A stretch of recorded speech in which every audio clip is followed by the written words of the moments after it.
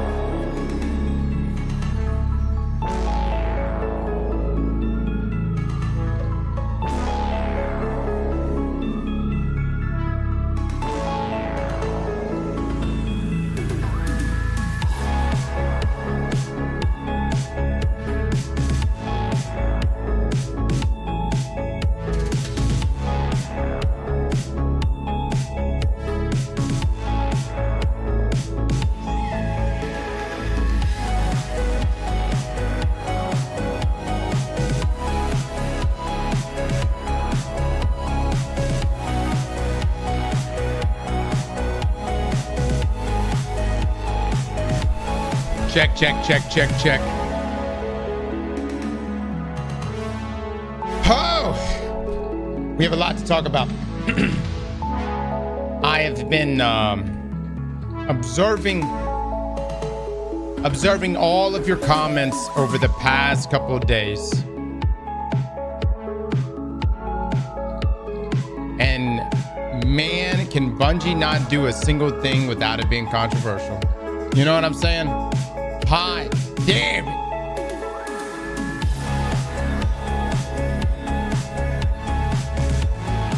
All right. Let's get into this discussion. Let me turn everything down. Good to see everybody this morning. Hope everyone's doing well, dude. I wanted to stream so bad yesterday, but just had a bunch of family stuff that came up, so that kept us tied up. We do have a lot planned for today. We've got the 1v1 with Dado coming up this afternoon, and then we also have the Butterfinger Borderlands crossover, which is going to be interesting, right? So I'm looking forward to that. Trey, thank you so much for the gift of sub. Stay chill. Maleko, Vash, Cody Rep, Jedi, Boldak, Casual Gary, Vicious Bacon, and Bash with the bits. Romulus, Rin Pox, OG Meech, Geraldus, Demetrius, Dippy, Cal, into you. Thank you so much for the subs, fellas. Thank you. All right. Let me actually I know we're in Marathon's directory, and we're gonna stay in this throughout this discussion, just so that I'm not like, if I get into the Destiny directory right now, I don't want to pull Destiny players in that are gonna be wanting to probably see gameplay of Destiny, but so we're probably gonna just sit here for the duration of this discussion. But I need to know your thoughts. You've let this thing sit on you for the past few days. What are your thoughts? How are you feeling? Where are the hype levels?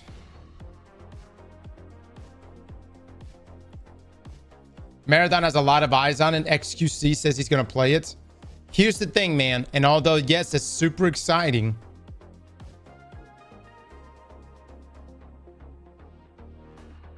unfortunately, Bungie's track record when everyone is playing their game has always been... I figured out the anti-cheat. To shoot themselves in both feet. Has experience-based matchmaking.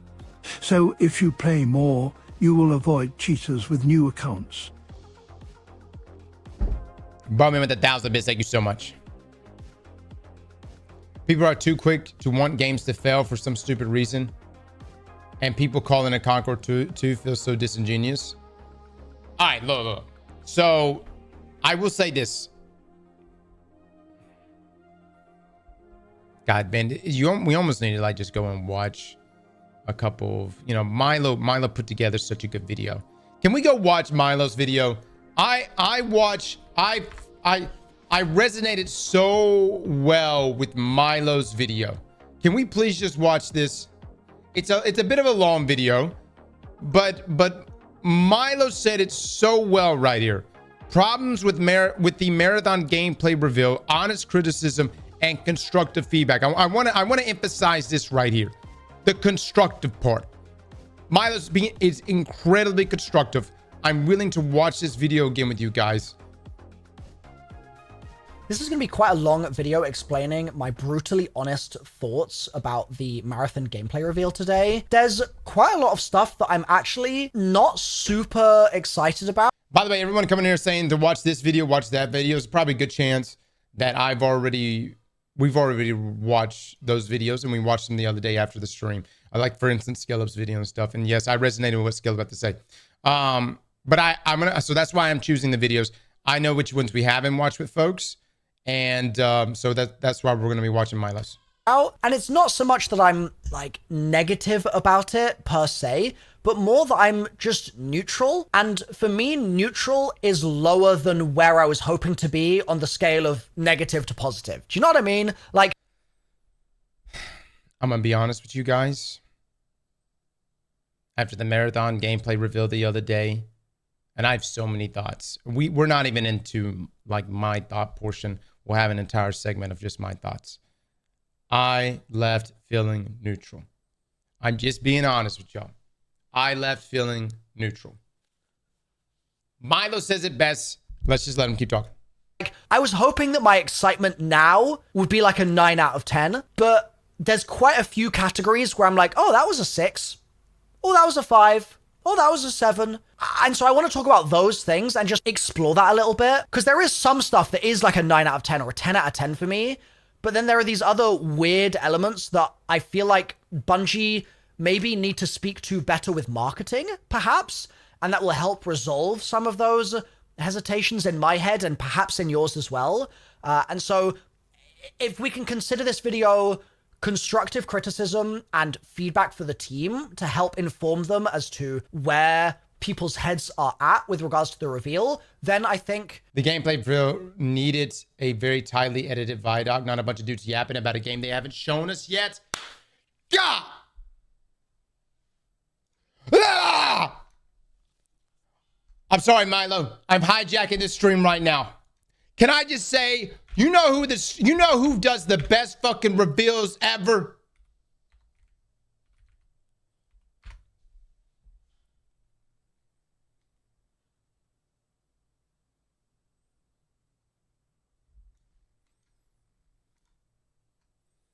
No.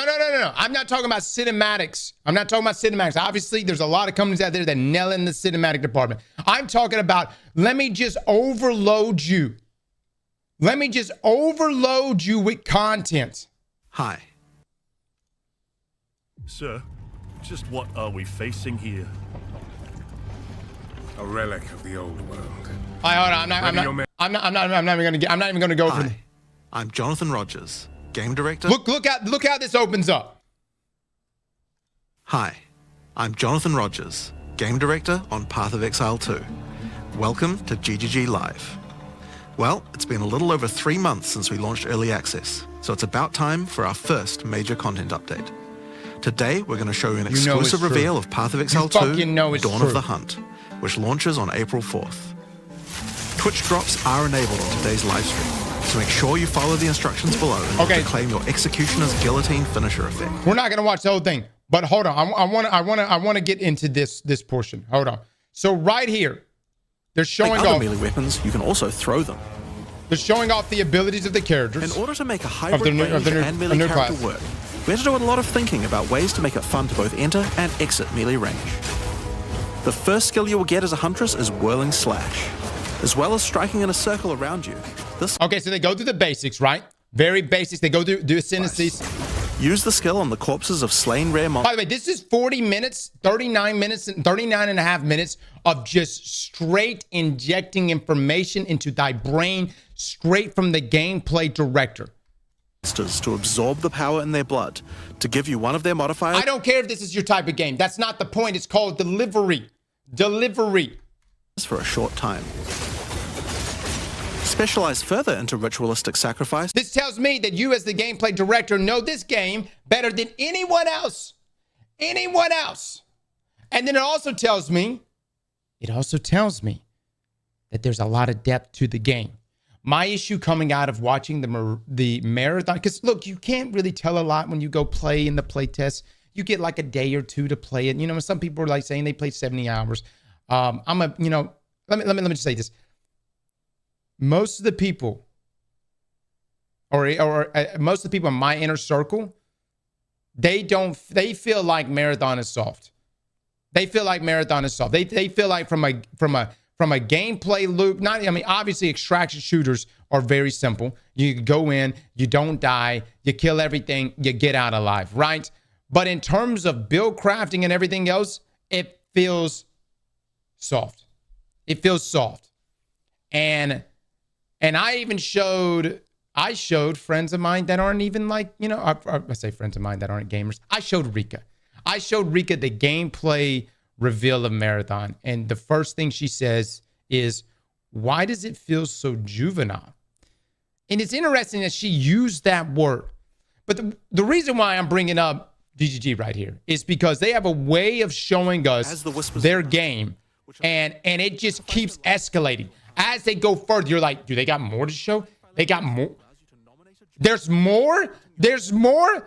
And then these fuckers get on the screen. They're like, that's right. We've got more.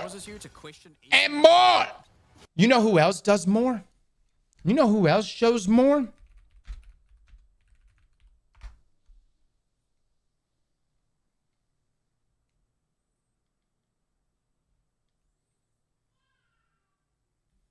Hold on.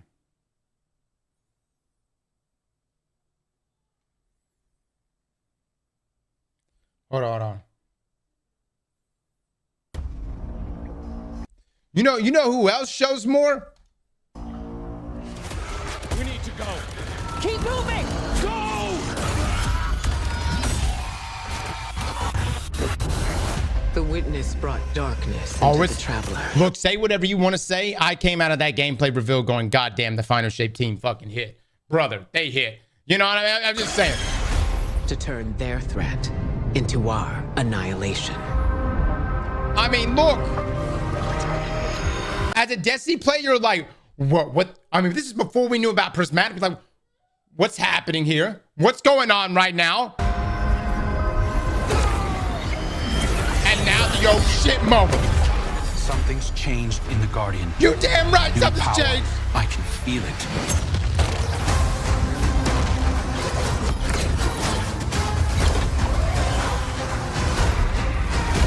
You don't have to be a Destiny fan to know what you're looking at. All right, you're looking at motherfucking greatness right now.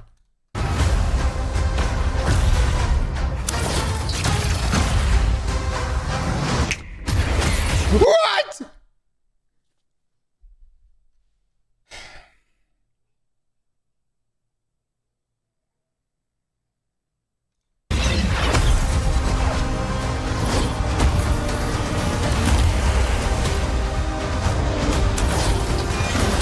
You're seeing the combination of everything come together. Everything come together. Take this power, Guardian. Be brave in dark places. For we are the light of hope. Shit ability, Of course, don't worry the about that game one. looks slick. I'm not really excited, but this game doesn't do anything really amazing or mind-blowing gameplay-wise. The problem is, what does this game do that's exciting and makes you want to play? It gives us a reason to play, and I see. Yep. Yeah, no, I'm with you, Burning Vikings. What you're talking about is that there was nothing about Marathon that put a hook in you. I haven't watched Skeletor's video. We will, though. We will.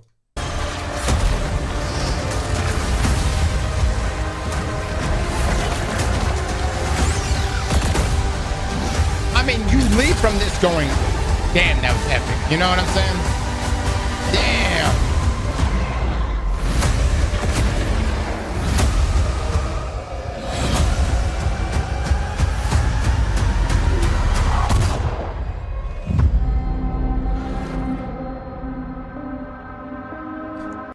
think I'm gonna leave this for Marathon? You think are you out of your mind? Are you, based on what we've seen, you think I'm gonna abandon this? Look, and everybody's gonna say the same thing. You know what I mean? Everybody's gonna be like, oh, there it is. There, Destiny fanboy just fucking gaggling on that shit. Oh my God. All right. Here's the thing, man. Here's the thing. We can get into the whole, you know, how Marathon should have been shown to the world. You know, maybe the cadence could have been a bit better. So, look, when we go here and watch this, you just watch some Destiny gameplay. All right, you just watch, that was a gameplay reveal trailer for Destiny 2 Final Shape. All right, this is a gameplay reveal trailer for Marathon.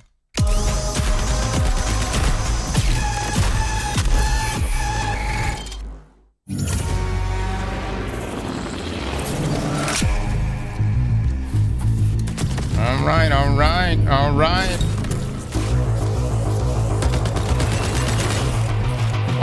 Okay. So, first, right out the gate here, there's going to be a lot of running, which makes sense because we're called runners. And the game is literally called Marathon. Good. Who the fuck moves like that? What dumbass is like, I'm going to snipe, and then I'm going to look at this guy. No movement. Dude, show real gameplay. Dude, that's real fucking gameplay. That's my biggest problem with the gameplay reveal here recently. There's no, it doesn't look real.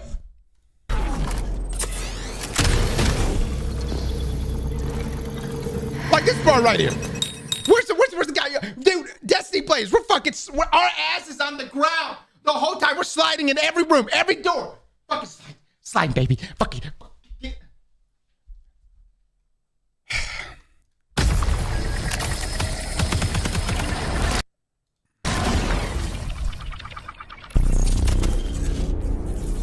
Just straight up bot walking right now. Death. The end of all things. But the dream is not over. My dream. Milo talked about in this video. I know, man. You got to show what actual gamers look like. Dream. Yours. Now. Run.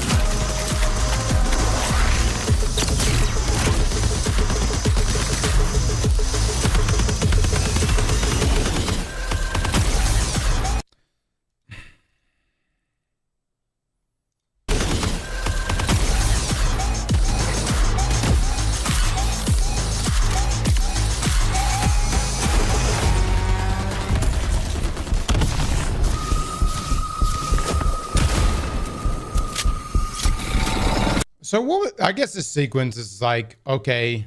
Love you, brother. You could slide and go through event. And if you didn't know it was event, luckily Destiny holds your dick, or not, excuse me, Bungie holds your dick and tells you it's event.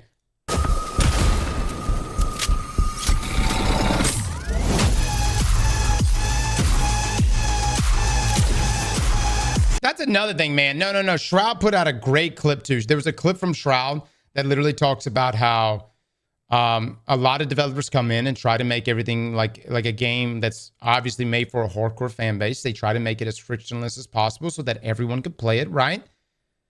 But what if it's the friction that made the game that it was? What if it's the friction that defined why you enjoyed that game type to begin with? He summed it up so well. Matter of fact, Bungie, if I was you, I would fucking get Shroud, have him come, play test your shit, take a look at it, and give you raw feedback. Pay the man whatever. I'm telling you, you would be left with a lot of homework for sure.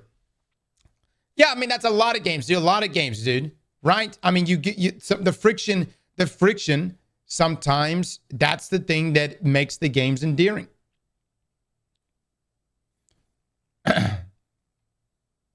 Well, his game died. His game felt hard. Yeah. Yeah, I don't know. I actually don't. I have no idea. What game are y'all talking about? Try. I know he had some sort of game. What are y'all talking? I don't even know what you're talking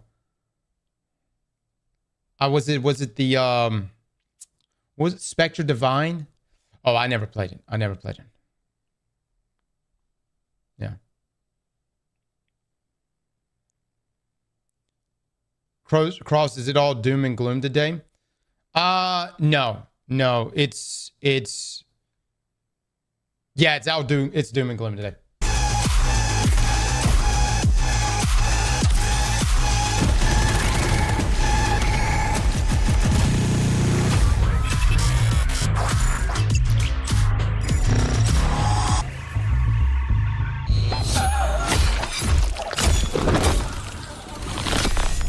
All right, so let me just say this. I would love to see like what high-end gameplay would look like in this game. I love the whole mantra that Bungie's trying to say, where they're like, we want players to know we respect their time. You know, I kept hearing that over and over again. Here's the thing. Extraction shooters are not supposed to respect your time. Some people it does. Normally the top 5%. The rest get shit on, okay? And that's just the reality, right? But I kept hearing like that mantra being pushed forward over and over, just like the whole proximity chat thing and like trying to keep people from having to be exposed to toxicity. Dude, it's online gaming. It's going to happen. You know what I'm saying? Like that's part of those endearing qualities, right? I'm going to say this. This is coming from a Destiny player, but also someone who's been playing Bungie games now for many, many years and playing nonstop Destiny pretty much for the past 10. The vibe that I am getting from Marathon right now, and I could be wrong, the vibe that I am getting right now is I'm seeing D2 vanilla all over again. And you may be surprised. You may be thinking, you mean D2 and D1 vanilla? No, D2 vanilla, where Bungie has pulled back and has given us double primaries and everything is quote unquote balanced. All right. We'll see how it plays out. D1 vanilla had its problems, but it was content problems. At the end of the day, it was fucking dope to pick up a last word for the first time and start blasting people. It was dope picking up Soros Regime for the first time and shooting people, right? D1's vanilla problems were more issues with the content availability in the game. D2's problem was a foundational issue, as in they went in there and gave us a formula that no one wanted. And it took Bungie giving us the formula and us saying, we don't like this. And then everyone quitting before Bungie said, wow, they really meant it. They really don't like this shit. And if you remember the winter following, right after Curse of Osiris, Bungie almost had to shut things down for Destiny. They probably would have if they didn't have money. But the point is, it's like it took everyone literally walking away from the game. And what did they have to do? They had to give us for a second. Now listen, I could be completely wrong about this with Marathon. I'm only speaking from my own experience playing the game and also hearing some of the folks in the community that have talked about it. I think SkillUp's review of his experience with Marathon was who I resonated with the most. I didn't walk away from Marathon going, damn, brother, I got to get in this, man. Damn. And this is like, some people are going to be like, well, Cross, this is because you're not in extraction shooters. Look, no. I wasn't into looter shooters either. You think I was into, you think Destiny, I was like, oh yeah, I'm a big fan of looter shooters. I'm going to eat Destiny up. Fuck no. I was not into looter shooters. Some of the best games are the games that may be your first breakthrough game in that genre. And guess what? They are the sticky factor in that is huge. And but for Marathon specifically, I didn't walk away from my gameplay experience going, damn, brother, I need more of this. I can't wait for more of this. I was like, okay. It was pretty good. But nothing mind-blowing. And I think we're expecting something mind-blowing. And specifically from the Destiny community, we expect something mind-blowing. Why do we expect something mind-blowing?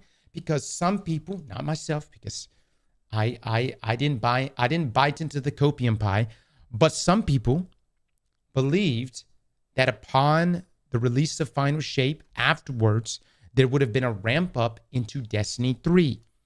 But we didn't get a Destiny 3. We got Marathon. And so Marathon developers that are just deving on Marathon probably has nothing to do with Destiny. They're probably like, dude, why are we getting pulled into this fight? I'm just trying to just make a good game here. And I get it, man. I get it. But unfortunately, that's the situation. That's just the fight that you're in. That's just the fight that this game is in. If we get a closed alpha code, we get 2 additional codes to invite 2 friends. Yes. Post nut. Yes. Nobody asked for this. Is not valid criticism. Engineer. I'm not saying that nobody didn't ask for this. Here's the thing. I tell you what I'm always asking for. Good fucking games. 44 months is crazy. I hope you are doing well, Cross. I dislocated my knee a week ago, and now I have surgery this Thursday. So I'm hoping it goes well. Professor Lettuce, thank you so much for the 44 months, man. Hope the knee is well. Let me know how surgery goes for you, man. That's just rough, dude. Thank you for that, though.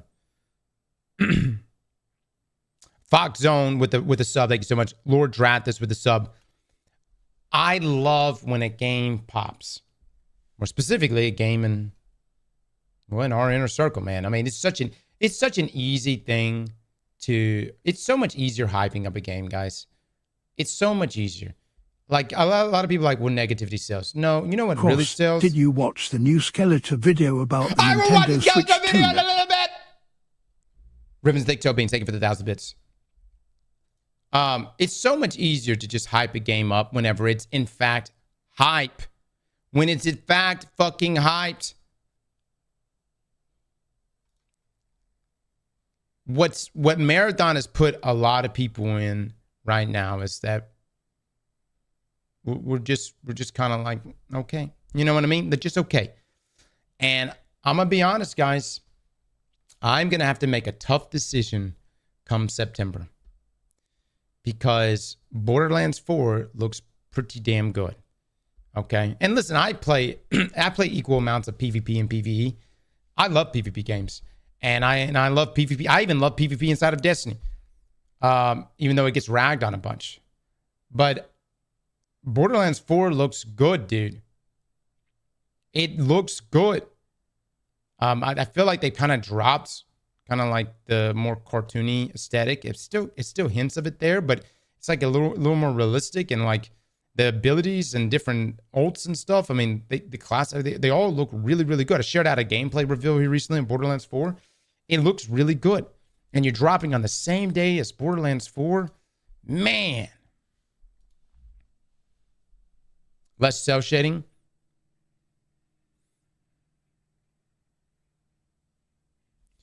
Wasn't big on the look. The gameplay looks like it got boring over time due to minimal things. And this is coming from a Tarkov Destiny player. The lack of auction house or flea market for those Tarkov players is alarming. The big thing from your interview that stood out to me was that he said there wasn't much you can defill with loot-wise, which is why you don't need insurance in the game. And that was like, wait, then what are we extracting if there's not enough for us to protect? Do you think Marathon's going to be delayed again? No, I don't think Marathon's going to be delayed. I think that it's gonna launch. I think it's going to have a tumultuous launch. I think that there's going to have to be a big turnaround in a year once they really get into people's hands. And again, Bungie always works. They always work off of. There are visions for how Marathon should be, and there's visions for how what players want. And I'm sure the alpha is going to kind of disclose that. Another confusing thing is, why make the alpha a closed alpha? And by the way, that's such a bizarre thing to even do. The alpha is a closed alpha for like thousands of people. Good luck keeping no one from stream. Dude, people are going to stream it. People are going to drop videos on it. Thousands of alpha codes have gone out. And man, I'm just saying, if you think that stuff's not gonna get leaked, good luck. That shit, I've seen this so many times before too with other developers. They're like, we made them sign an NDA. Dude, people will break that shit. They don't give a fuck. Also, it's for North Americans. That's even worse. You think we're gonna be able to keep a secret? Brother. I'm not saying other countries would be better at it. I don't know, maybe.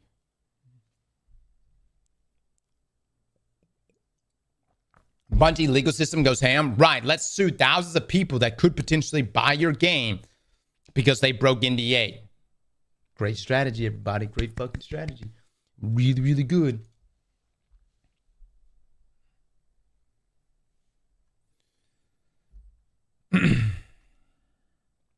Servers probably. We'll see. We'll see. Am I coming off very negative right now? Do you feel like I need, here's the thing. I don't want to come. I am neutral. Okay. I am neutral on this. And I was hoping to be ecstatic. I was hoping to be like, oh my God. And I'm just not there, guys. And I know that like we can come off kind of dramatic, right? But I was hoping to leave Saturday just like blown away. Instead, we saw the hour-long reveal and the conversations that took place between the developers was also kind of strange. Nothing against the devs. I like seeing the devs. But it was like, I feel like there are times in the past where Bungie has gone into like major detail in live streams with like episodes, and you have like these different panels of people come on and they go through like, this is the activity, these are the weapons, these are how we change things up this season with fragile mods. This is why we went in this direction, this is the new exotic. I felt like in this developer live stream, I kind of just got like very like subjective stuff, just like it's a fun game, there's tense moments, and that's about it. And so either my conclusion from that is either A, the devs just didn't want to reveal any information, which is counterproductive considering there you have the big stage in front of everybody. That's why I brought GGG up in Path of Exile. They do such a good job of having so much information given to us in a 35 to hour-long block. Or B, there's just not that much depth in this game. And that is the alternative that I hope is not the case, because depth is incredibly important. I want to be challenged, and I want to know ways in which, okay, what is the reason for spending, hundreds, thousands of hours in this game? Is it just to get better at PvP? Sure, that's fine. But is there gonna be some point here where like being knowledgeable about the sandbox, being knowledgeable about, build crafting this game? What is the depth of build crafting? Is there any, like, well, you know what I'm saying? Like, at this point, Bungie needs to roll out, if it's really the exotic cores that they were talking about, and the things that add like a sniper to your magnum, or the triple jump or whatever. Like, dude, show that shit off. As far as like the aesthetic of the characters too, by the way, guys, I wouldn't get too hung up on that. I think they look okay. I think they look fine. Some people said they look like Roblox characters. I think it looks fine. Here's the thing. They are supposed to look like, basic as fuck right here. I guarantee it. There is going to be a skin or skins. This guy actually looks pretty dope. But there will be skins in the shop that you can buy to make your character look way better. 1000%. Don't get concerned about this look right here of the base character. If anything, I wouldn't be surprised if they make the base characters look just ridiculous. We haven't seen the other runners. It's to push you to buy things in the store. And we see this inside Every of Destiny. Bungie game takes previous and builds on the strongest aspects. Marathon was groundbreaking for FPS and lore. Halo builds on it with PvP. Destiny builds on Halo multiplayer with MMO bits and build crafting. Marathon is taking the D2 raids and T. Okay, let me finish this statement. Neon Detective with 1,000 bits. Marathon has taken Destiny 2 raids and the PvP together, but it seems they may be compromising strengths with lore and social aspects. Neon, you have seen nothing to do. All we've heard is raid-like mechanics. Okay, you think, all right, let's just be real, man. You think motherfucking Caretaker is going to suddenly drop and you're going to have a DPS phase and there's going to actually be full-blown raids inside of this thing? And look, I mean, it ain't going to happen, man. It ain't going to happen. Why is it not going to happen? Because Gambit players, man, or not Gambit players, people that play Gambit that get pissed off. Nothing pisses off a PvE player more that's trying to PvE than a PvP player coming along and fucking their shit up. You are actually wrong? Yeah. All right. Sounds good, guys. Sounds good. Marathon's going to be great. We're going to have raids. It's going to be fantastic. Fucking Vault of Glass is going to be in that bitch. It's going to be wild. Look. I really do hope so. I want to bite into the copium pie. Here's the thing. They didn't show it off. And that's what I'm trying to say. Bungie, if you got some real shit to show, the next time y'all show stuff, it's got to be real. I wouldn't hold back nothing. And like, I have played, I can't remember. I supposedly, we weren't supposed to talk about the other map. We did play one of the other maps, and I still think that the other map was substantially better than Dire Marsh. I had 2 playtest experiences with Marathon. One was with the Dire Marsh, with everything you see here in front of you. And let me just say, I wasn't that blown away by it, guys. I was like, all right. It's a game. The second, though, was in the second map. And I think somebody already talked about it, right? And the second map was just better, dude. It was just better. The layout was better. The damn cadence of enemies was better. The fights with other players was just better. It was just better. And all I'm saying is, like, the next time Bungie rolls out with information, man, they gotta come packing. They gotta come bring it. Because it's not like I love, like, we're taking moments throughout the reveal stream to explain what an extraction shooter is, okay? All right, that's cool. People know what an extraction shooter is. All right. Understand you're dabbling with a very hardcore audience. You got to show them the shit, man. You got to bring it out. Heard it was more, second map is more close quarters, yes.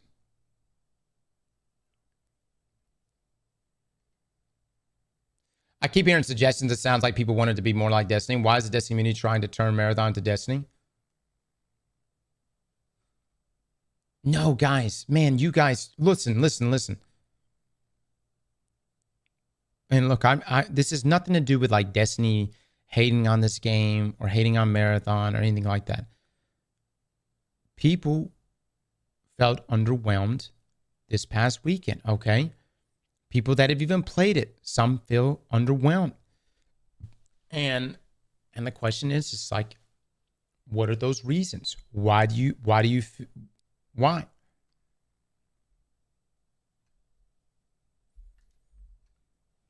Because the Destiny community is jaded and looking for something else to throw hate at?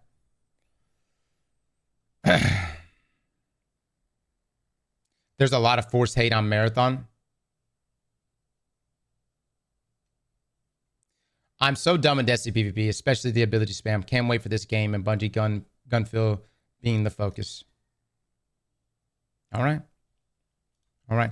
Look, my thoughts on Marathon is neutral. I'm still very much neutral on everything. And this is coming from someone who's combed through all the interviews this past weekend, who put out a video yesterday going over like everything we know, and I'm still very much neutral on it. That's just my thoughts, guys. I don't necessarily, I'm not going to, And I'm honestly excited for this. People really hating this game because Destiny doesn't make them feel the same as it used to. Nostalgia is a hell of a drug. Bro, you obviously don't like the game, Cross. You aren't neutral.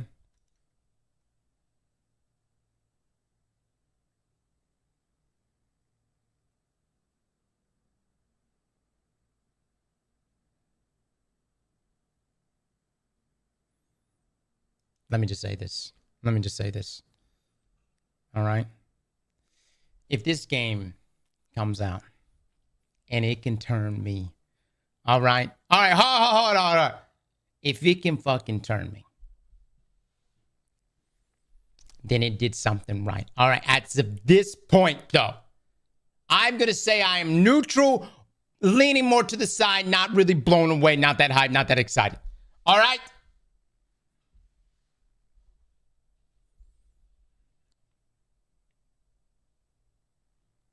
I think there's a reason extraction shooters are niche. There is a reason.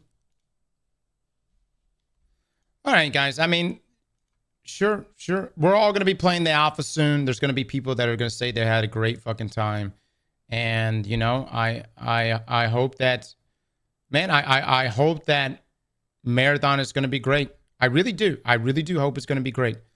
I hope Marathon makes so much goddamn money. And I hope they put all that money in Destiny. I really do. Here's the thing. At the end of the day, I really do want this game to be fun. And because that's such an easy sell. To be able to sit there and be like, oh, this game is so much fun. And actually, like, Les and I, like, if this became like one of our main PvP games, I would live for it. But I'm only sharing with you guys my experience playing the game, and I wasn't that blown away. Why is that such a like, whenever I say that, like, you hear opinions from other people who have played the game, and you're like, yeah, that's a great opinion. That's a wonderful opinion. Thank you so much for sharing your opinion. And then I give my opinion that it didn't blow me away. I didn't say it was shit. I just said it didn't blow me away. But somehow I'm just a fucking hater. Tell me. Hold on. Are you just looking for an opinion that aligns with your own? Or are you actually really considering my thoughts? I'm just a hater.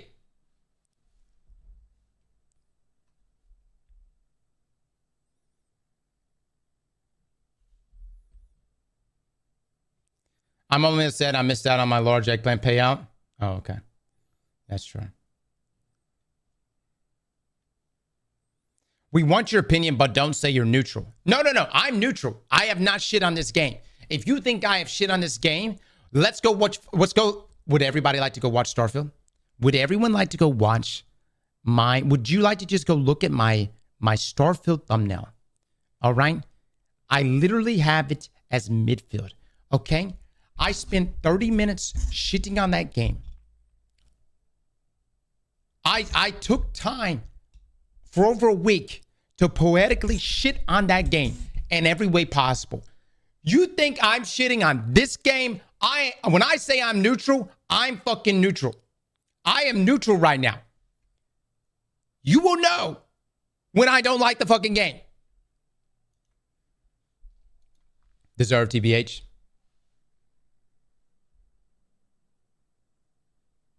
Your old Cross, this game is made for kids.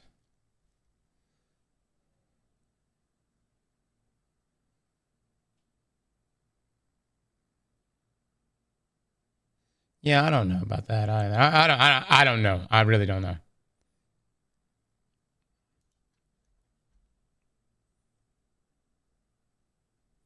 I would say we got to wait until alpha release. Well, good thing is we're going to be able to all talk about how the alpha played. Yep. Going to all be able to share our alpha experiences. Looking forward to that. Alpha's literally 18 plus. Yeah. Oh, the game is 18 plus. Gotcha.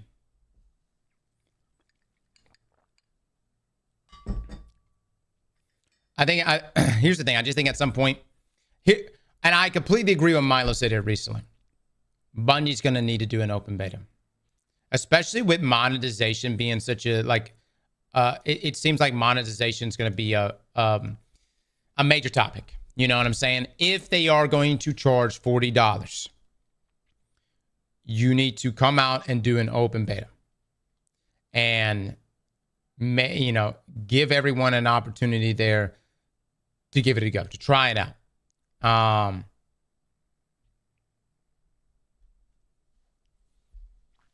They're going to do open play tests.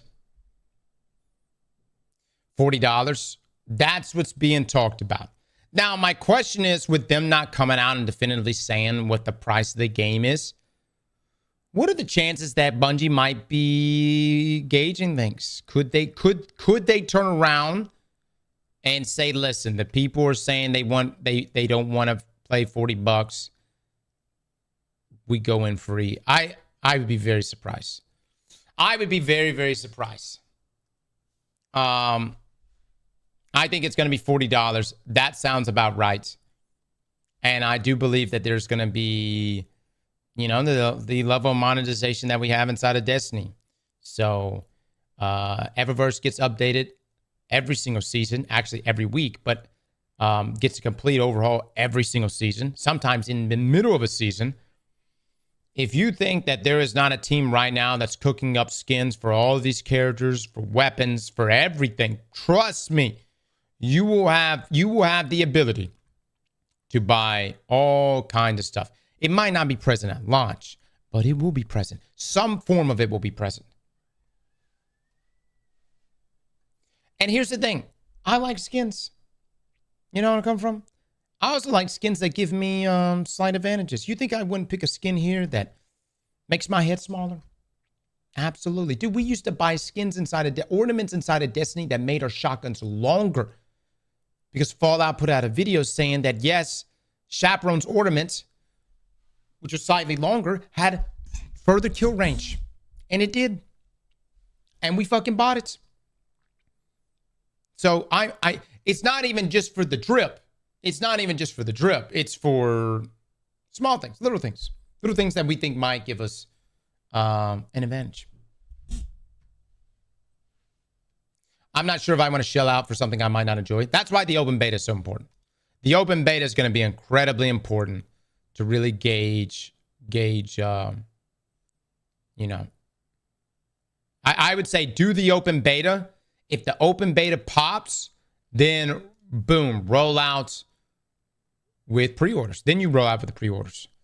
And then people can discuss it then. I'm here for the hate. I think y'all broke text-to-speech right now. Personally, this game looks amazing, but the genre is a huge turnoff, plus the price tag is not going to change, not to mention the shit Bungie pulls with D2 isn't going to change with Marathon. All right, listen, guys. This whole, let's just remove ourselves from Destiny 2 for a moment.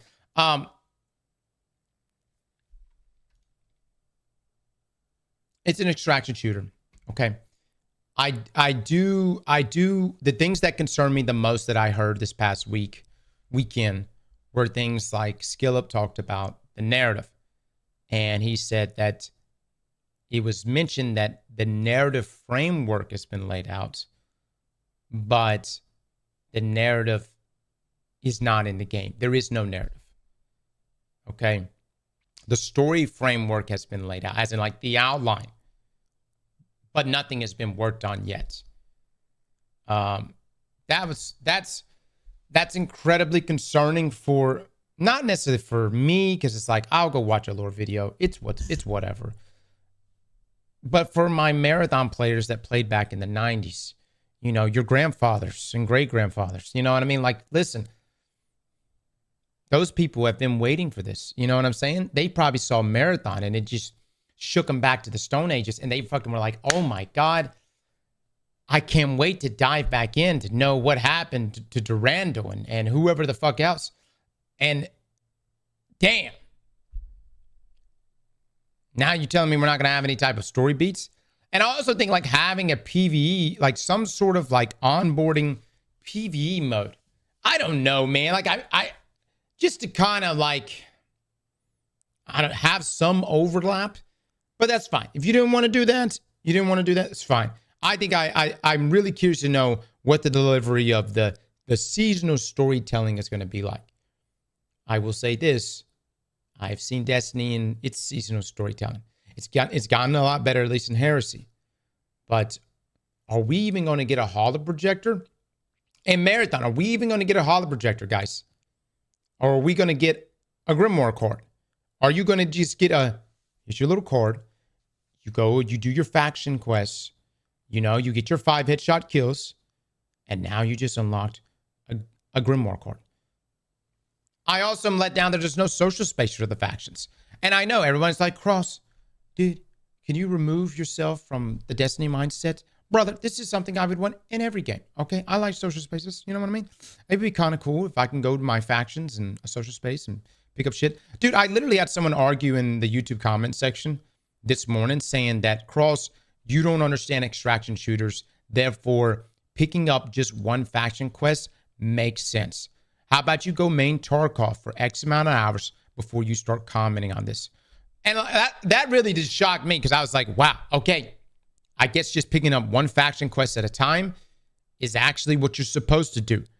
God forbid you could pick up multiple. I'm just saying, just have a little bit of overlap here. I have 3 to 5 or some just shit. Just don't play if it don't look good to you, Goddam. Stop crying out it. Nasty Mooncake. I want you to lick my ass, Nasty Mooncake. I'm going to cry about it from now until September. Nasty Mooncake, I'm going to bitch. I'm going to bitch from now until 2027 about this shit, Nasty Mooncake, just because of you, Nasty. Nasty, I'm going to fuck. Nasty, I'm going to name my next child bitching about Marathon Gaming. Nasty Mooncake, I'm going to go find a billboard just to put up all of my complaints about Marathon. Nasty Mooncake, I'm going to go start an alt character that's then going to start an alt clan that's then going to have a bio that will then discuss all of my complaints about Marathon.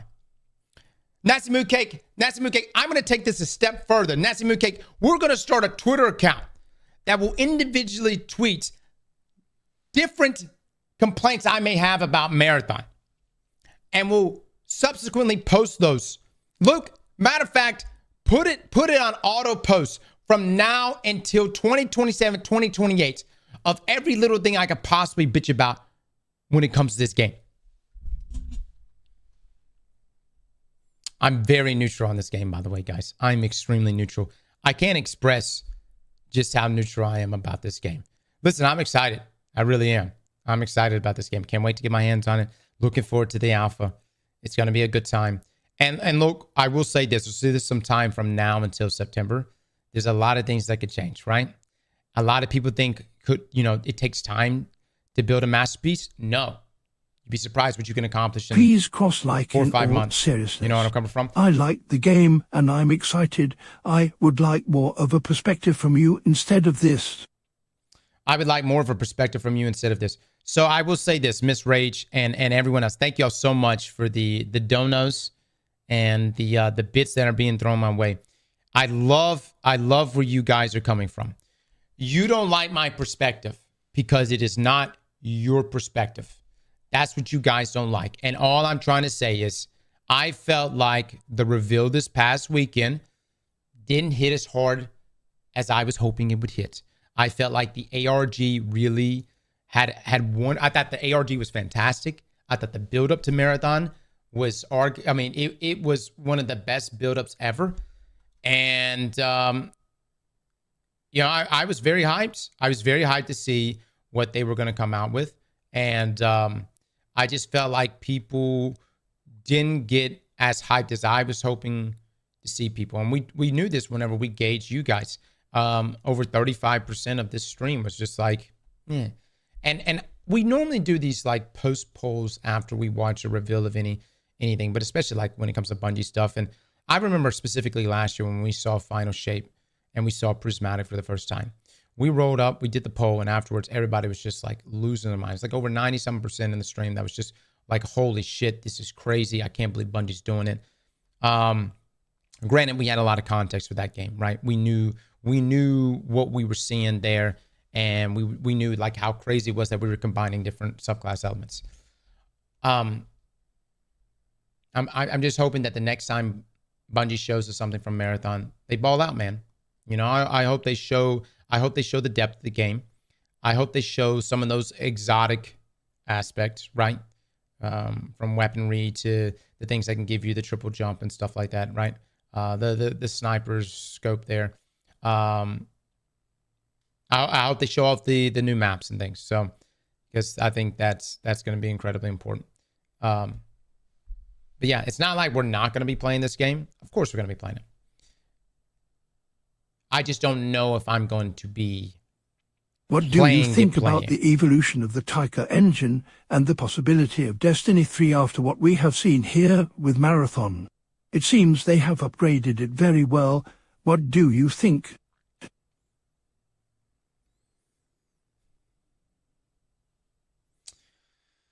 I don't know about the whole evolution of the Tiger engine, guys. You know, that's one of those things. It's like, okay, let's get in there and just see how it evolves the Tiger engine. Actually, you know, how evolved does this actually feel? I have no idea. You know, I'm curious to see how dedicated servers feels. But I will say for the folks asking about Destiny 3, I just don't think a D3 is happening. Just don't think it's happening. Cross, this is alpha right now. It still looks better than Destiny. Yeah, guys, I don't really feel like this game looks better than Destiny to me. Like I'm just being honest. Like, not even from like if I know I'm speaking from like obviously like a Destiny player's perspective. I can't wait to see how colorblind mode works on this Neon Nightmare. Also, how long until the Marathon content vault gets brought up? I doubt we're gonna have a Marathon content vault. But yeah, no, I don't necessarily think like I don't find it to be like even like from a gameplay. But that's why I'm saying like they're showing like a lot of bot walking with like a lot of these characters, and it's like I would like to see like high-end gameplay. You know what I mean? Like not a player running out in the open. Like let me see what high-end PvP gameplay looks like here, because Bungie used to give some terrible trailers for Destiny. And look, we saw this before. I remember before devs at Bungie would, you know, be playing on live streams for Destiny. And dude, they would miss shots. And it's fine. People miss, right? But you guys were such assholes, because there was like one time a dev missed like 4 or 5 snipes. It was like 4 or 5 snipes. The guy missed a lot of snipes. And who knows? Maybe he didn't have his normal setup. Who fucking knows? He missed a lot of snipes. And you guys were just ragging on him. Let me just say this. Bungie has really corrected that. The people they actually have playing during the live streams, they fucking know what's up, man. They're gamers. I mean, you could see it, dude. Y'all could see it. Especially like even like the episodes and stuff like that, dude. Watch Dr. Lupo gameplay then. I watched Lupo's gameplay and it looked good. It was like the craziest thing I saw from Lupo's gameplay was I could put a shield forward and I can rush at my enemy. And then when I get close, I pull out a shotgun. Bam, bam. And then I reload the shotgun. And then I pull out my DMR and I fuck him up with my DMR. And then I put my shield back up. And maybe I'm backing up. I wasn't necessarily like, all right, let me go look at Drewski. Hold on, y'all. Everyone's saying that Drewski's gameplay is really good. All right, let me go see.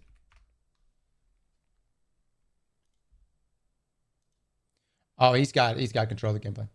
Marathon. These are some of the key moments and highlights that my team and I had during the time that we were able to capture footage. While I plan on doing full breakdowns on each part of the game, today I want to focus on my favorite moments, highlights, and things that I enjoyed most in my time with Marathon. I am thankful beyond words to have had the privilege to take part in this experience, going to Bungie and playtesting Marathon, it feels like no short of a dream for me. As you can see in the gameplay, we played in teams of 3 where I had the absolute pleasure of meeting and teaming up with Tens and Kaide. I had such a fun time playing alongside them. I felt we were just so locked in and just enjoying the game. As many of you may already know, there are different runners in Marathon, and we had 4 to choose from.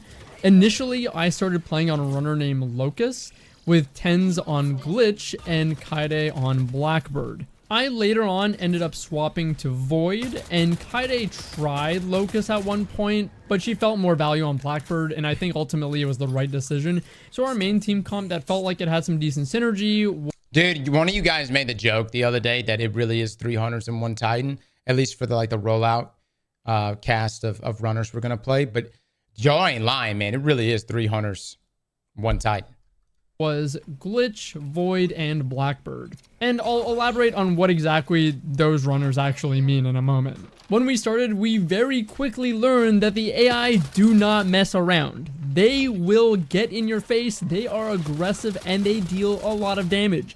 There was a given point where the AI almost felt like the real threat. Given that we're all more PvP focused players, we had a simple strategy for gearing up. Let other teams do a little bit more of the heavy lifting and looting, and we can hopefully go take the loot from them. We still focused on looting when the opportunity presented itself, but I think we were generally confident enough to repeatedly go for high priority points of interest on the map. My favorite things to do on the map was the profit opportunity. This felt like a game-wide central objective to attract people that included a fun mini puzzle of having to match numbers on monitors to one another, and finally intercept the UESC, kill a boss, grab a crate drop with loot in it, and exfil with the crate to get bonus loot. Supply drops were also fun because they would sound a very loud alarm that was sure to attract players, but gave you some pretty good loot if you could survive and wait for the crates to be dropped. There was a handful of other activities to do on the map that included defeating some pretty challenging AI, which also meant, of course, that you were vulnerable to players while you tried to do so, so the timing in which you engaged with it mattered quite a bit. With our strategy, I felt a strong gameplay loop and flow. We get stronger builds and customization by attacking points of interest and challenges on the map, and usually finding players in the process. And teamwork and coordination between our gunplay, positioning, and runners' abilities felt really fresh and satisfying when we would pull it off well. All the while having high stakes that made every challenge feel exhilarating and ensured that I was constantly locked in and focused. I really love the flow of this game, especially in comparison to other extraction shooters that I'd played. I feel like it has all the traits of an extraction shooter, yet it has an understandable flow to it and almost has like a bit of an Apex-y feel to it too. I think a big contributor to that is— yeah, it's just, do you feel like the characters here in this game, do you feel like they have abilities that make them stand out as much as Apex's characters do? And also the movement in Apex too, right? But disregard movement. Obviously the movement in this game is slower. But I mean, like, character to character, do you feel like— pause to hate, brother, dude, you guys are fucking glazing like, oh my lord. Dude, I mean, how do you wake up and do it on a Monday morning? Listen, we're having a normal conversation. I mean, Jesus, I can't even stop to just ask a question. You think I'm just stopping at hating like it's a big fucking conspiracy right now?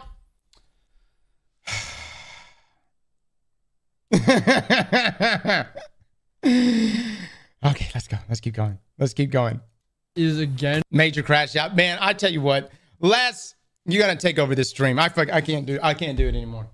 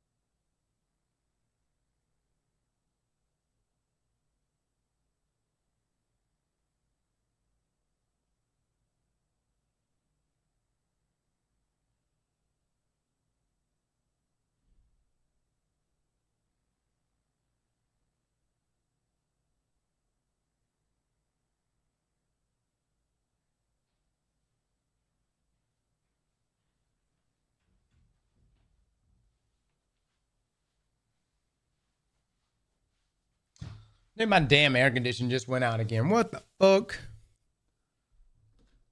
Not even hot really yet. All right. Let's keep watching. And the points of interest and things to do on the map that I mentioned, but also the fact that the maps almost feel like they're built as PvP maps. We got to play another map called Perimeter, which was a lot more sectioned off and not quite as open as Dire Marsh that you're seeing here.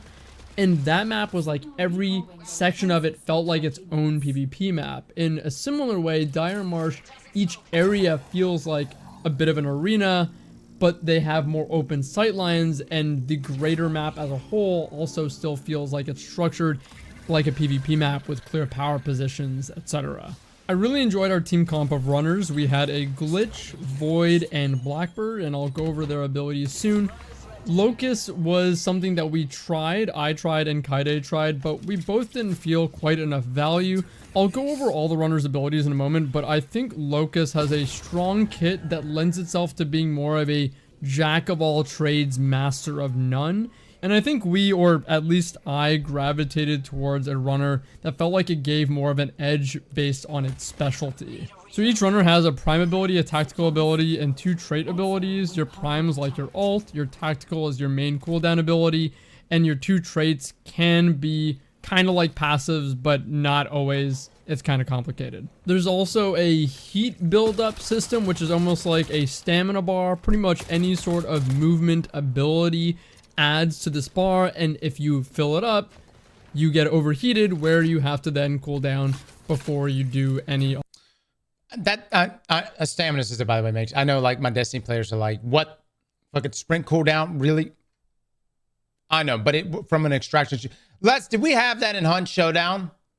Do we have anything? Don't we have a stamina meter in Hunt Showdown? The stamina, yeah. How are you feeling about Marathon now that you've had time to process it? It's part of the survival aspects. Here's the thing. It's not like, if you remember sprint cooldown inside of Destiny 1, which was just shocking. So stupid to ever add that. But if you remember it, you would only be able to sprint for like, what would it be, like 10 seconds, and then it was like you were walking. You know what I mean? And then 10 seconds. It's not like that. It's not as immediate. Other movement abilities like sprinting, sliding, and specialized abilities on each runner. I really enjoyed this system because stamina and heat in the synthetic body is wild. Is it though? It allowed there to still be some major movement spikes and some really powerful, fun movement abilities in the game, but didn't completely devalue positioning and some of the tactical and strategic play at the same time. It was very apparent to me that with this system, you had to be conscious about how and when you used your movement. The character I'm in all this gameplay here is Void. Void's prime ability is Smokescreen. You throw a smoke disc that emits a line of smoke fields in front of you that disrupt the optics of those who step inside it. The trait ability is my favorite, Active Camo. You activate your shell's camouflage systems, pulling a shroud of invisibility over yourself, but performing offensive actions, taking damage, using abilities, or consumables actually briefly disrupts and breaks your invisibility. I really like how that works, because the invis was strong and difficult to see, but you could break it and be caught out pretty badly. Void's first trait is Shadow Dive. Now, this is an ability on a cooldown. It's a 52-second cooldown, so that's why it's not quite a passive, but you activate it while you're airborne above a jump height to slam a smoke disc into the ground, and that deploys a smoke. The second trait, Shroud, ties the whole kit together. Your shell automatically activates active camo systems when entering. It's literally a hunter. Yeah, I mean, it's literally like if you've played a hunter recently, on the prowl especially, literally a hunter. Minus the tether or special blitz. Any smoke field, making you invisible, and it actually persists for like 2 seconds after you leave the smoke field, so it lets you play a few repositioning mind games as well, and it works on generic smoke grenades, which is really cool. For Blackbird, the prime ability is Echo Pulse, which activates your shells. You just wait, tether is coming? Ain't no way, man. You know what? I'd fuck with it. No, that? I'd fuck with it. I mean, it'd be a scary thing to see somebody pop a spectral blades in the middle of this map. But I mean, look, especially on a map like this, somebody popped a golden gun out here. I'd fuck with that.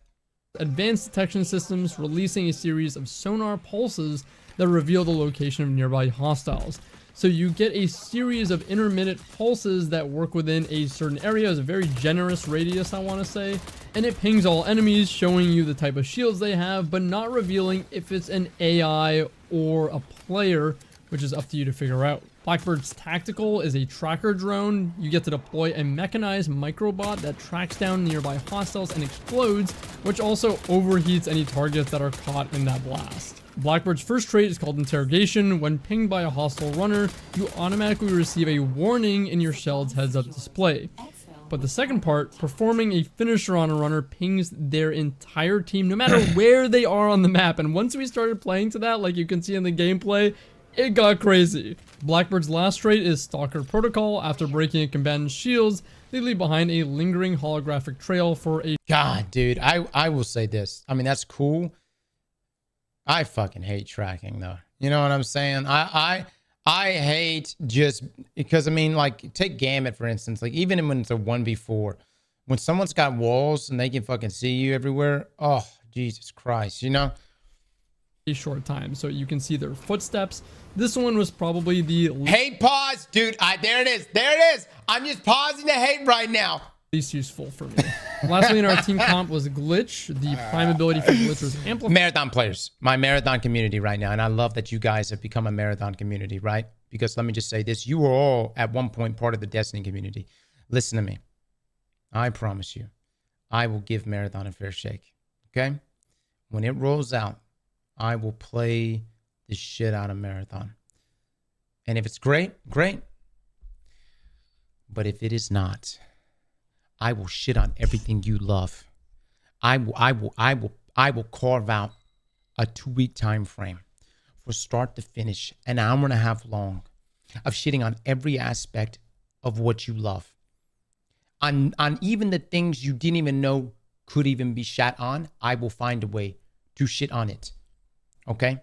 I just want you to know. I want to make that promise to you right here, right now. Amplify, which allows you to overcharge your movement systems. It reduces the heat buildup of movement abilities and increases movement speed and weapon. Shit on it all you want. You still won't get a D3. Oh, that ship sells. You think not getting a D3 keeps me up at night? Brother, I gave up on that a long time ago. I gave up on that. I gave up on D3 and Beyond Light. Think back, it's 2020. Handling or dexterity. The tactical ability of Glitch is one of the coolest abilities in the game. You transform your arm into a cannon and fire a high-powered energy projectile that deals damage and pushes or like boops targets away. And you can even overcharge this, which increases the size and damage of the blast. God, dude, this invis, man. Oh my lord. And pushes or like boops targets away. And you can even overcharge this, which increases the size and damage of the blast. I gotta say, man, other than crazy people, why would anyone want to rock Locust? You know what I'm saying? You got I'd rather watch you play Dragon Age Veilcard than Marathon. Lol, was this worth the bits? You're damn right it was. Canoe Carver with 1,000 bits. Thank you so much. It's why I will main Blackbird. Yeah, dude. That's gonna be a very hard thing for Bungie to figure out, is the balance between all the characters here, right? Tactical ability is called Disruptor. Glitch's 2 traits are really strong and almost always relevant. Firstly is Microjets. This is essentially a double jump. You can activate it in the air to perform a second jump at the cost of generating additional heat. And Power Slide, which gives you a supercharged slide that generates additional heat. I really love how our team comp performed. I think this was one of the most fun parts of the game for me, was seeing our ability usage get better and start to synergize, and how our runners synergize together, and our mastery of that, how it developed, was incredibly satisfying. I think Glitch was perfect for Tyson. He's an incredibly high skill player, and he gets to get in there, hit hard, hit fast, be aggressive, be agile and evasive, and just overall cause tons of chaos, and he was insane at doing so. I think some highlight moments that I saw was he used the Disruptor arm cannon after we had backed a team off and got an advantage. He had used that as they backed off to start healing, to boop them and push them out of cover, and they were just like sitting ducks, and Kaide hit just an insane shot on one of them out of the air to just snipe them, and it was crazy. And there was just so many times where Tyson could use the double jump to kind of avoid the map pathing and create a better route for himself to either get to places quicker and get aggressive quicker, or to get to power position. It's not full invis, you can still see. Yeah, okay, we'll see how that goes. That you wouldn't be able to get to otherwise. The traversal with the double jump is just game changer. Let me just say, my experience playing against Void was a bitch. Okay, but also my eyes are shit, so maybe that's what it is. But I couldn't see fucking anything. I actually thought the invis was better in this game than it is in Destiny. Changing, I think. And even the super slide with that as a traversal tool, not even just in combat to be evasive and cause chaos, also elevates that quite a bit. I think me and Kaide definitely took more support roles. Kaide did a really good job on Blackbird, just always make sure that we had information, clearing information when we were uncertain with the Echo Pulse, or initiating with Echo Pulse to just give us so much advantage heading into the fight. It was really, really strong. We heavily leaned into the finishers pinging the whole team, since it pings no matter where they are on the map, and that just felt like we were just able to roll squad. What invis in Destiny is ass. If you're shitty with invis in Destiny, you're ass. Imagine I say that with complete respect as a pay-to-win subscriber here. If you're shit with invis in Destiny, then it is a you issue. It is a you problem. It is an eternal conflict between you, your thumbs, and your controller or mouse and keyboard. It is a skill issue, a skill gap. You are under that. It's okay. If you go play high-level comp inside of Destiny right now, you will run into teams upon teams of invis hunters for a reason. For a reason, because it's good. It's very good. And annoying to go against. Odds. And I think the way that Glitch and Blackbird worked together was phenomenal. I say that with complete respect. No, I say that with love and respect, okay? No. I feel you right now. You're touching the unsubscribe button. Listen. I want you to think about it for just a second, okay? Think about all the moments we've had. Good moments. Remember those moments right now. Blackbird gets info with Echo Pulse that gives an easier time for the Glitch to get aggressive, that casts Amplified to really get as aggressive as possible and have a full range of all the movement abilities necessary to get aggressive and cause chaos. And while Blackbird gives us information, the other side of the information game is limiting information, and that's where me playing Void felt really great. Active Camo is just one of my favorite abilities in any Bungie game. I can't get any sort of high from Marathon. Bungie burned us so much with Destiny. God, do you act like we're like the most abused fucking player base on... listen. Look. Can I just say this? God damn, Destiny players, y'all are dramatic. All right, y'all are fucking dramatic. It is not that bad. Oh my, you act like Final Shape was just fucking gouge your eyes out. We just literally had one of the best annual expansions ever. We don't know anything about Frontiers. I hope Frontiers is going to be good. All right, but it ain't that goddamn bad. Jesus, I lost my wife to Destiny. Every time I ever hear about Destiny, like, oh, my life used to be good, and then I started playing Destiny. Now I can't even step in sunlight anymore. What? Do you go to your therapist and you talk about Destiny and how much it wronged you? And if you do go to your therapist for that, I'd save you $120 right now. It ain't that fucking bad, bro. It ain't that fucking bad. Okay? Love being able to sneak around and play the kind of sneaky, stealthy play style and mind games. There were times where I felt like I really enjoyed them being able to duo, and I was able to play an off angle or find the exit route, a separate angle that they don't expect me to be pinching them from, and put pressure in that way safely because of active camo. There's some times where they'd engage first at longer range, and I'll just go active camo and sneak up on the enemy team and just dismantle them all because they're so preoccupied with them. The other aspect of Void is a lot of versatility with the smokes. Smokes are really strong, whether it be the smoke slam or the row of smokes being able to kind of... I really don't like how pro tobacco Bungie is. You know what I'm saying? In every game, this game, Marathon... in Destiny. It's Smokes is always painted in this just really positive outlook. I mean, you even see Drewski talking about it right now. I feel like Titan abilities should be way better than what you get from a Smoke. By the way, we all have helmets on. This doesn't even make sense. Separate yourself. That was a moment to hate, by the way. That was a moment to stop and hate. Yeah. Almost on a whim is pretty powerful for neutralizing advantage, being a backup plan, or even having some Love degree you, Cross. of Keep it up. The good work. Heart. Also, my girl gave birth a baby girl yesterday. Now Let's I got go! 3 girls. Sob. Too greedy with the 3 girls. Let's get it, baby. Too greedy. Thank you for the 29 months. Also, DT Crawls, thank you for the 15 months as well. One of the best feeling moments, and I think this is when it really clicked for us, was I think Kaide had used an Echo Pulse on a team. Tyson was getting aggressive.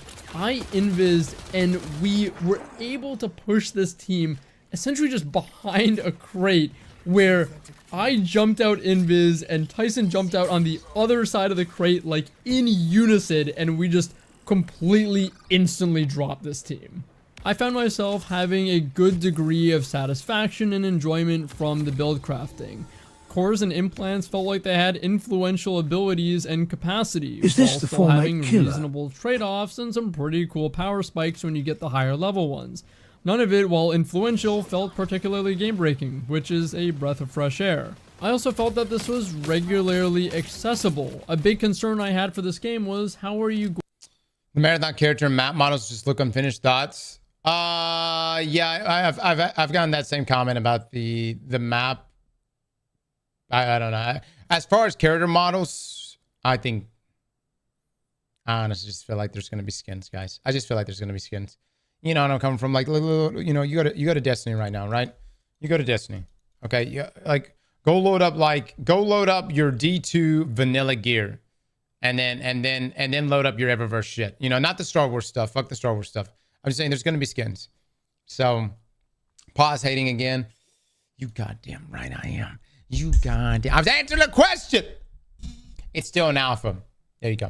going to build craft? What we know for sure, guys, is everything can change from an alpha to the launch of a game.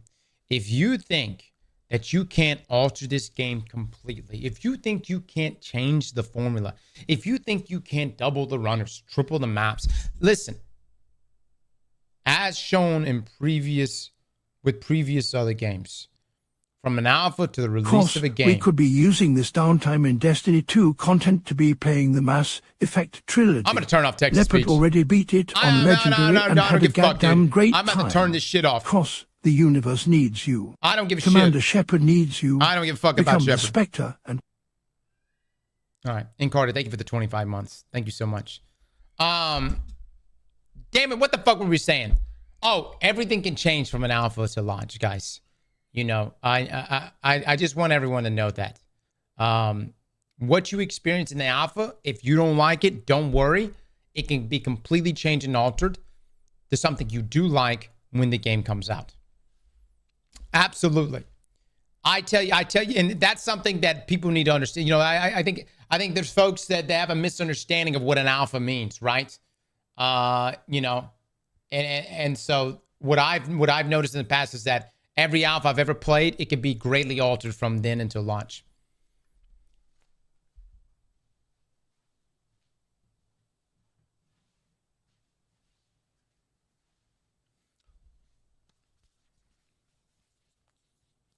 Yeah, by the way, I just want you guys to know, everyone that just said absolutely, yes, King, 100% right. That's right, haters. Ban yourselves, because that's a lie. An alpha, guys, the alpha means you've got, look, you are now balls deep. Okay, right now you were all the way in. All right, and it's about to launch. You know what I'm coming from? There's nothing you can do unless you delay the game. But it's about. You see where I'm coming from?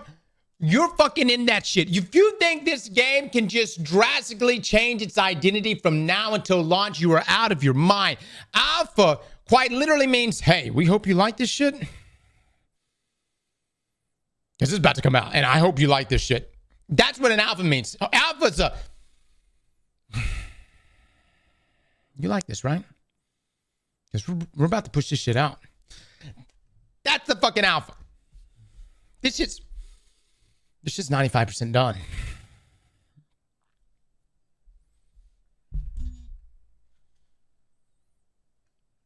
Skeletal win, we'll look at it in a second. But the final shape had a massive upgrade by a short delay. What the hell?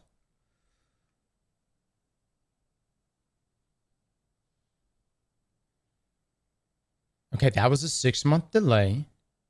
Oh, no, 3-month delay. And this was the first time we've seen gameplay.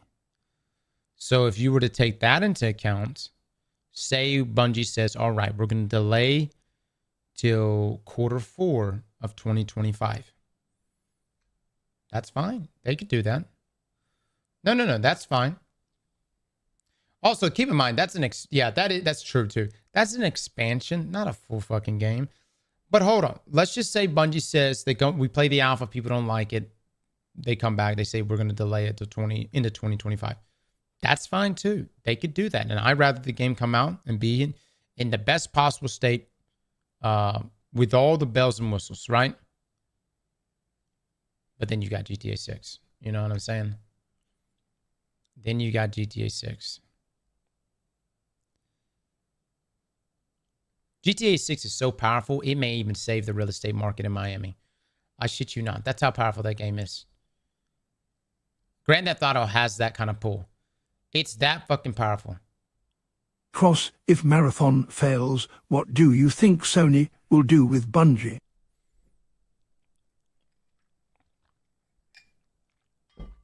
Hot take, GTA 6 is going to flop.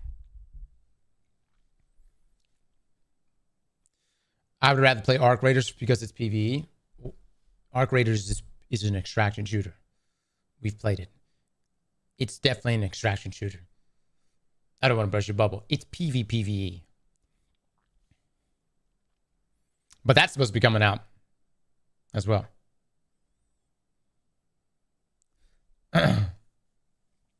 Every game becomes irrelevant when GTA 6 drops. Part of me wonders if that's kind of the reason why they're rushing right now. And Bungie's in a hard situation here, guys. Do you drop your game next to Borderlands, or do you drop your game next to Grand Theft Auto? Probably Borderlands. If I had to choose one of those two, probably Borderlands.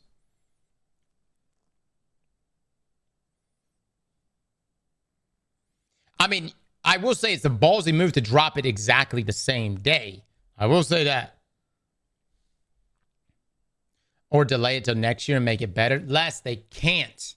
They can't delay it. The question is what does delaying really even do? All right. Hold on. You're going to do what? You're going to play tests with curated, play testers and different content creators. You know what I'm coming from? Let me just say this. You got to release this shit to the wild.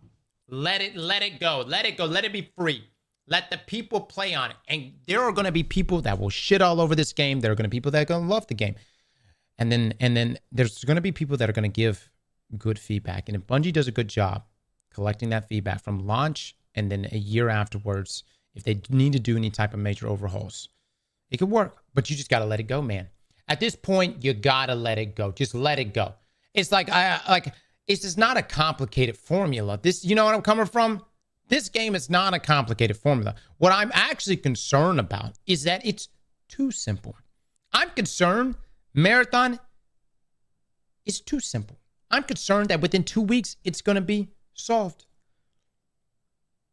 That's my concern with it, man.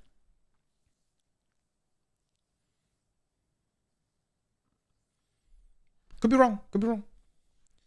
Aries with the tier 3 sub. Aries, thank you so much for the tier 3, baby.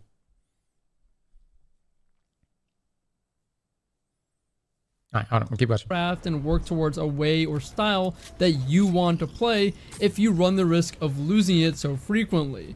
Luckily, each location is tied to a specific type of loot you're looking for, whether that be weapons leg, body, or head implants, or cores, so you can target what you're looking for and have a good idea on how to go after it. Of course, there are different levels of cores, implants, backpacks, and shields that all also have effects to them too.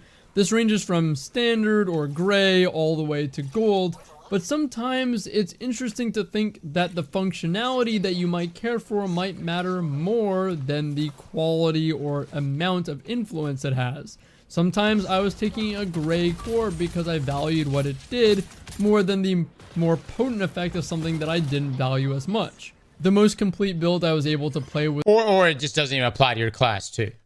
With Void consisted of a blue energy harvesting, which gave me plus 15 tactical ability recovery. That is, I assume, my cooldown speed of my invis or active camo, in exchange for minus 10 firewall stat. I'll go over these stats in a future video.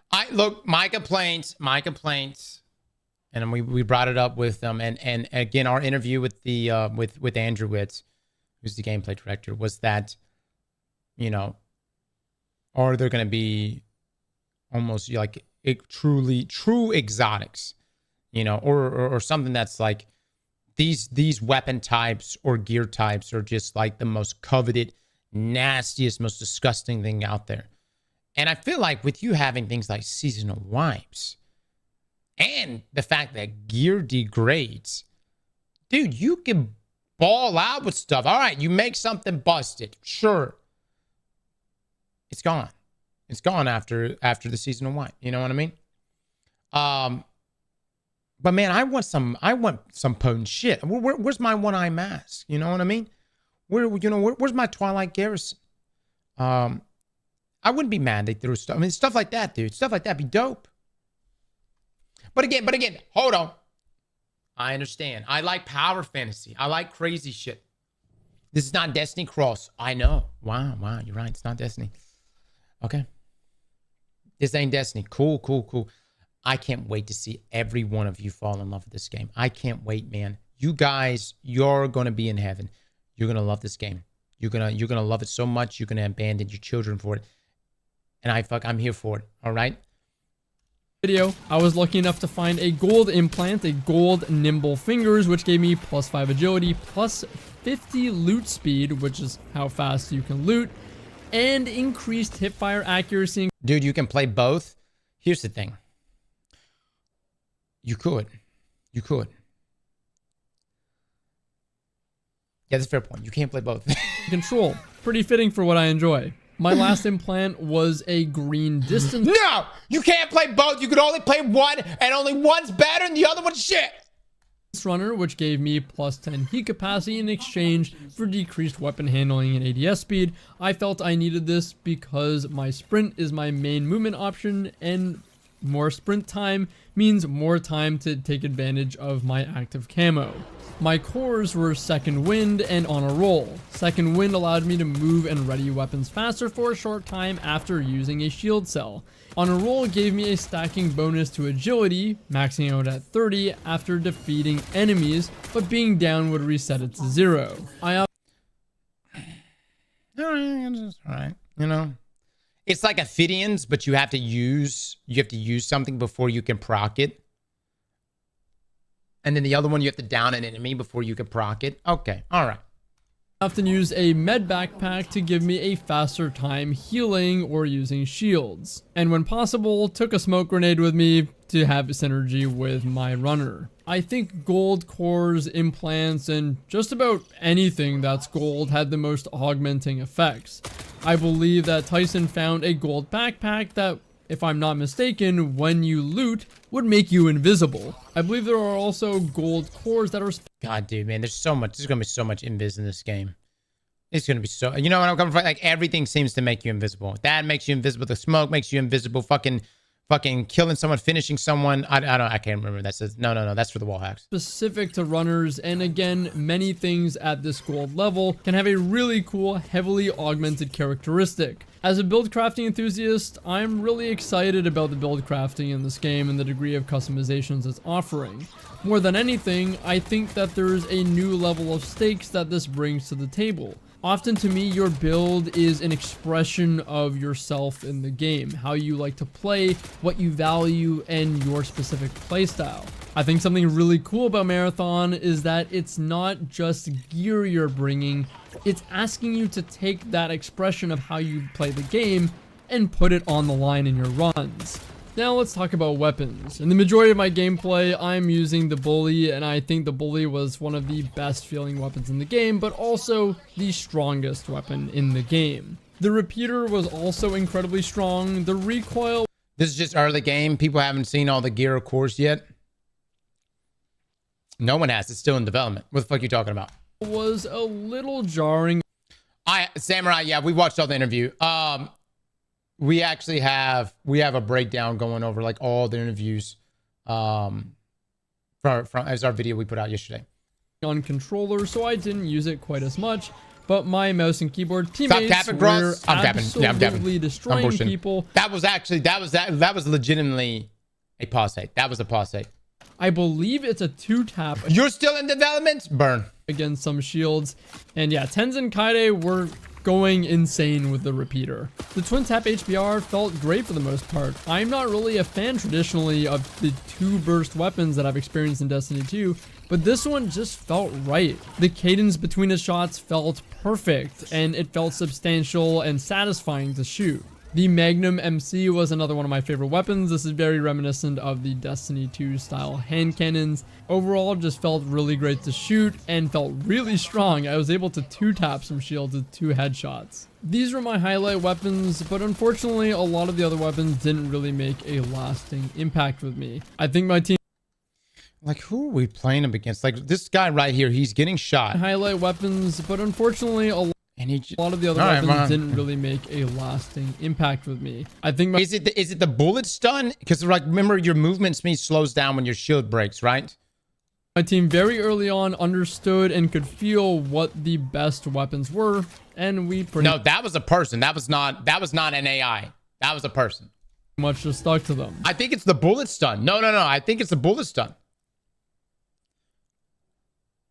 Kareem, I want you to start today from the back of my ass, okay? I want you to work your way to the front button, all right? Now, normally, I would say, hey, stop in the middle. No, I want you to go straight to the front.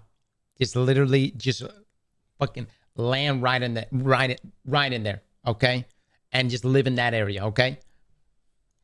I think in some ways these weapons just felt better than the other weapons, and in some ways they were purely stronger. Ideally, I'd love these weapons to maintain a similar feel and not lose what makes them feel so great, but at the same time bring them down appropriately while hopefully bringing up the feel and power of other weapons where necessary. The gunplay is just as you would expect it to be from a Bungie game.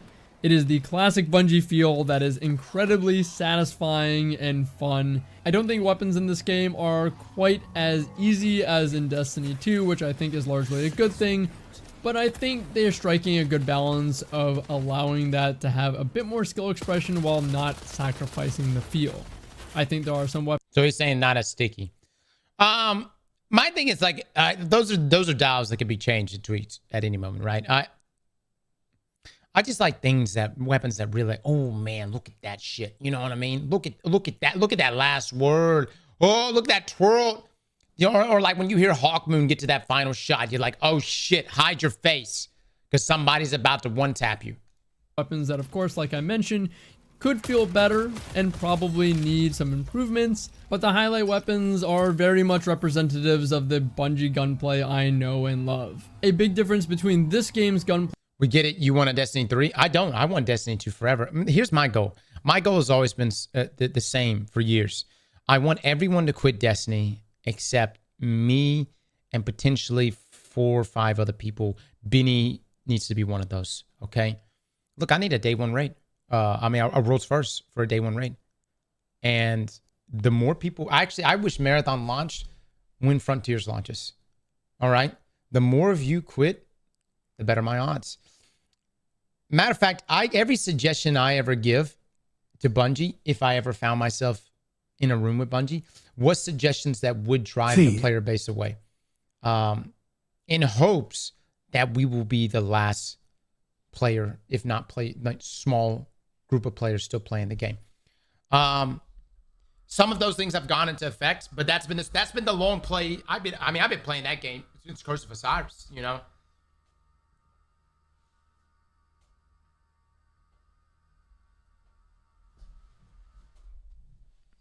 Destiny players are not the target audience.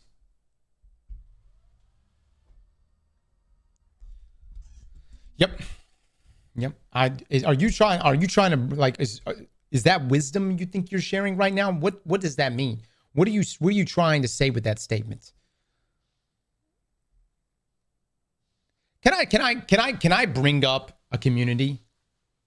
Can I bring up a community that is very welcoming of the next game that their beloved studio is working on? Warframe. Warframe developers, DE, is working on another game called Soulframe. And wouldn't you believe there's overlap there? Many players who are playing Warframe are stupid excited for Soulframe and have been playing the shit out of it. And let me just say this.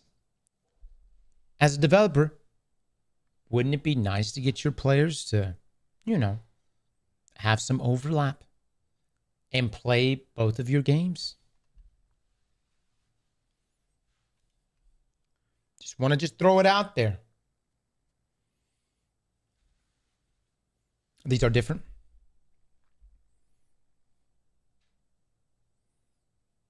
What community? Also, oh yeah. What community was it that showed up to the fucking ARG? Huh? You want to be like, this game isn't made for fucking Destiny players? Oh, really? I think it was Destiny players that just solved that shit. Just pointing out. Look.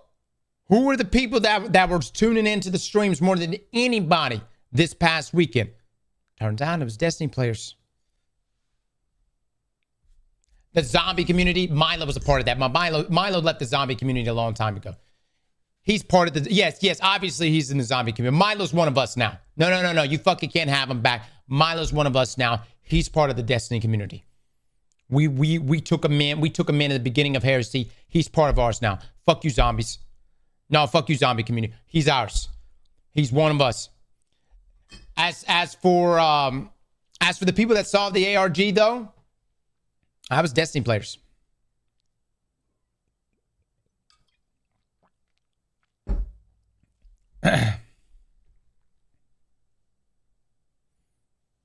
Fuck you, zombie.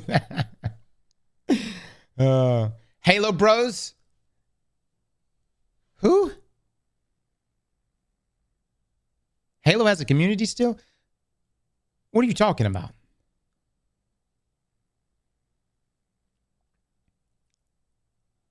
What Halo Bros?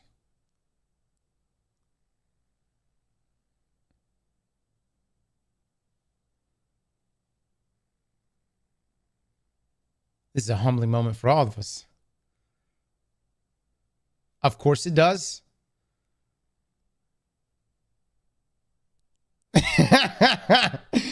Right. Well, you know. Okay. So you think the Halo community came over here and solved the ARG? Okay. All right. Interesting.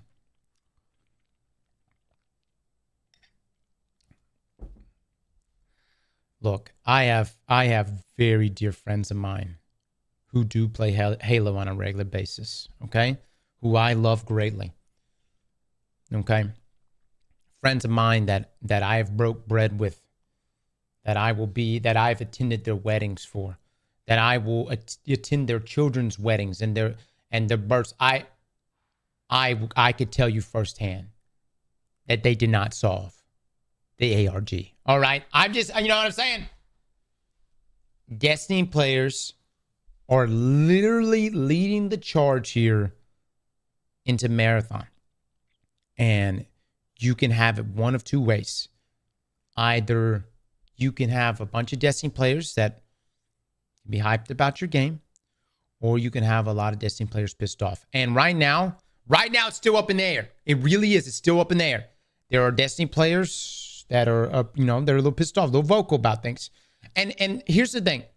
There's just blind hate for no reason, which makes no fucking sense. And you just got to ignore those people to begin with. Fuck that. But there are players that are Destiny players who were hyped about Marathon, and they came out of this feeling whelmed, guys. They came out of it feeling a little whelmed. And now we slip back into neutral territory. And it's understandable.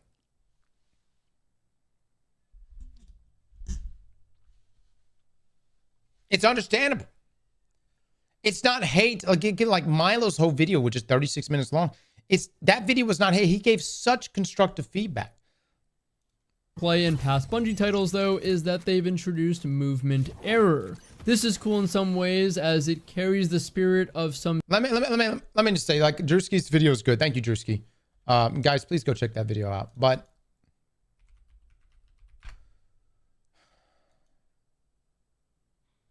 Milo's in my brain, dude.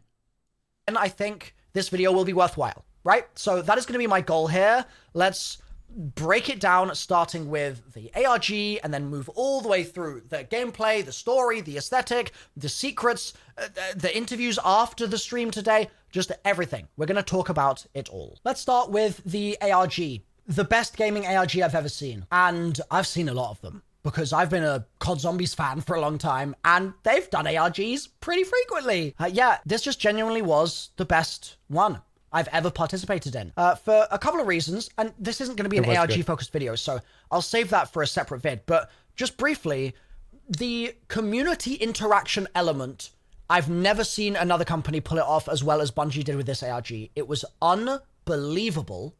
The aesthetic and tone of it all, wonderful, like absolutely exquisite, so good, so rich. The amount of time that it lasted, the way that it was playful, but then also had so much depth to it, spectacular. And the fact that it then led directly into the reveal stream today was a 10 out of 10. Chef's kiss. I couldn't have asked for anything better from that ARG.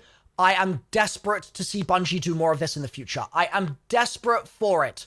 So that, 10 out of 10. That brings us to the start of the reveal stream. And this is where some of my concerns, I guess, began.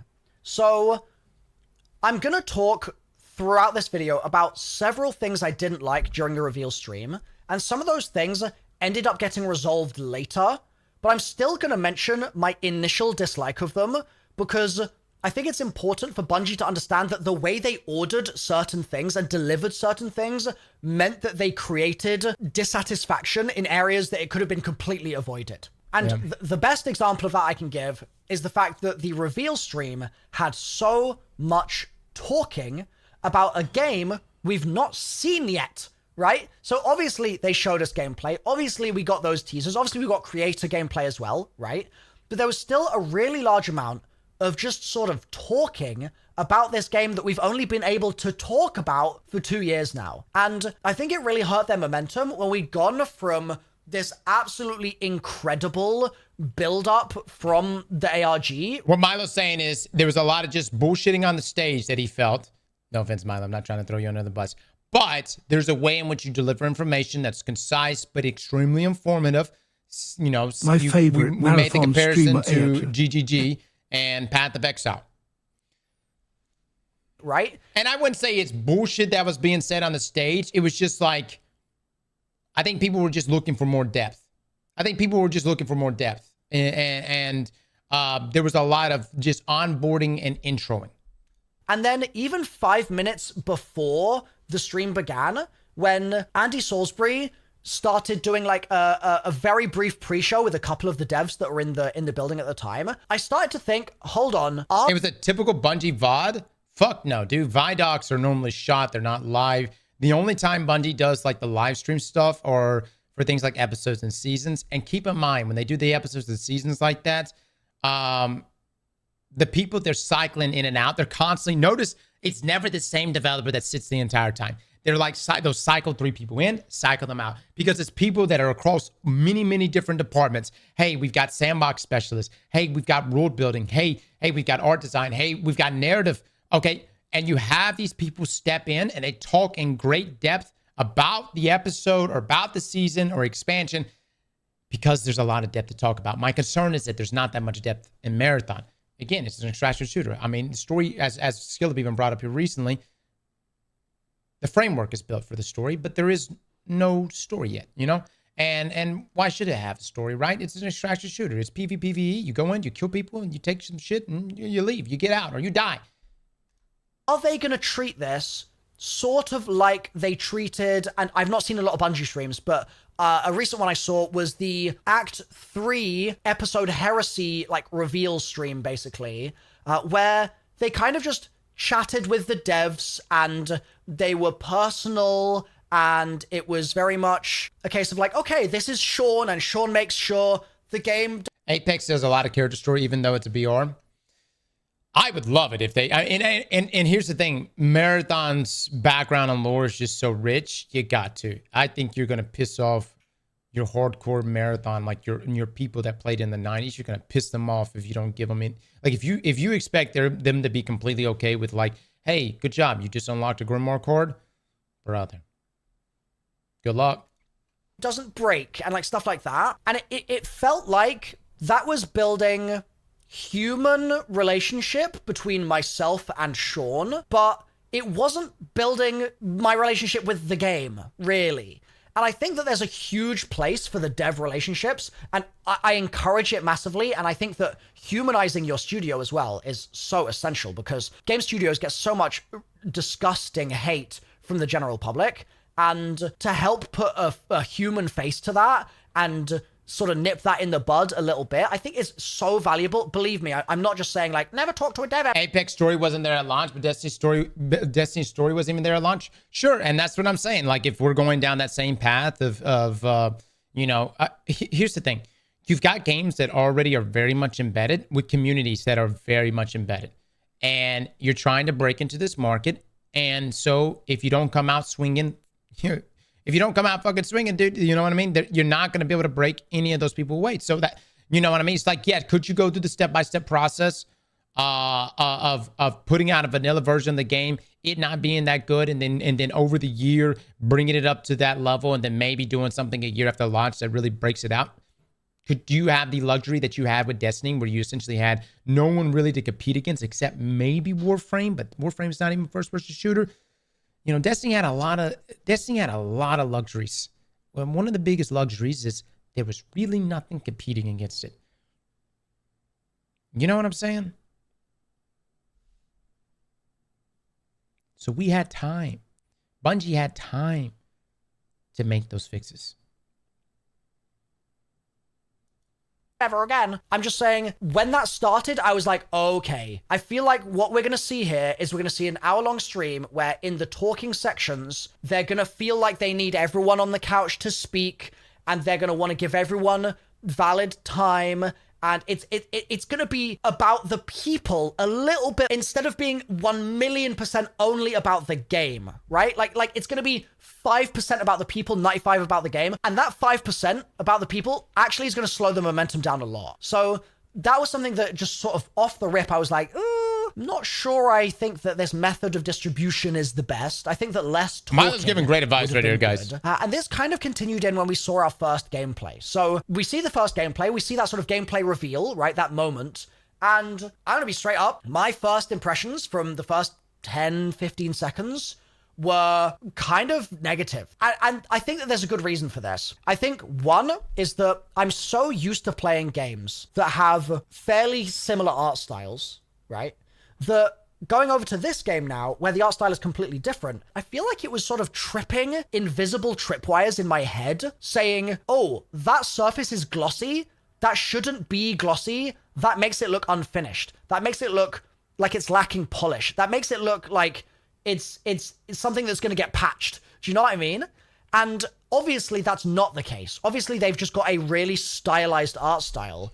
And I love that. I really do. Like, I want to be absolutely clear. I am effervescent about the art style. I think it's beautiful. I think it's gorgeous. And I think it also is going to serve the gameplay really well, because it's going to help reduce clutter and all these sorts of things. But at the same time, at least for the first 10 seconds, my brain was like, whoa, are we going over minimalist here? Like, is this too simple? Like, whoa. And I saw these comments a lot, actually, with the game's UI. Dude, y'all, there was like comments in ours. You guys were dropping comments like, did Roblox fuck Destiny? What happened here? Why does it look like this? Overall, where people were like, why does the UI look like that? Like, it's extremely clean, which is good, but at the same time, it's like, is it too clean?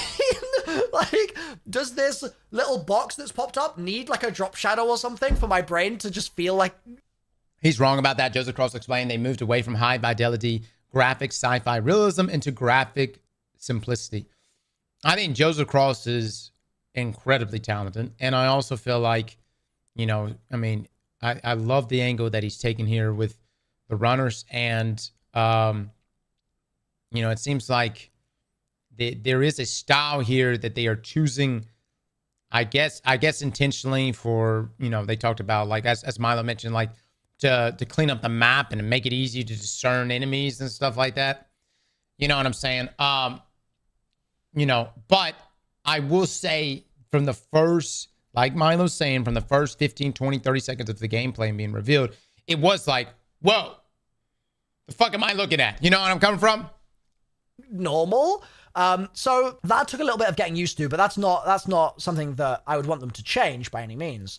But also, initially, we were introduced to the gameplay by someone controlling the game sort of like a COD trailer. And what I mean by that is there's kind of been a meme in the COD community for the last, like, 2 decades, which is that in all the COD trailers, you'll always see 3 resurfacing factors that always look really awkward, right?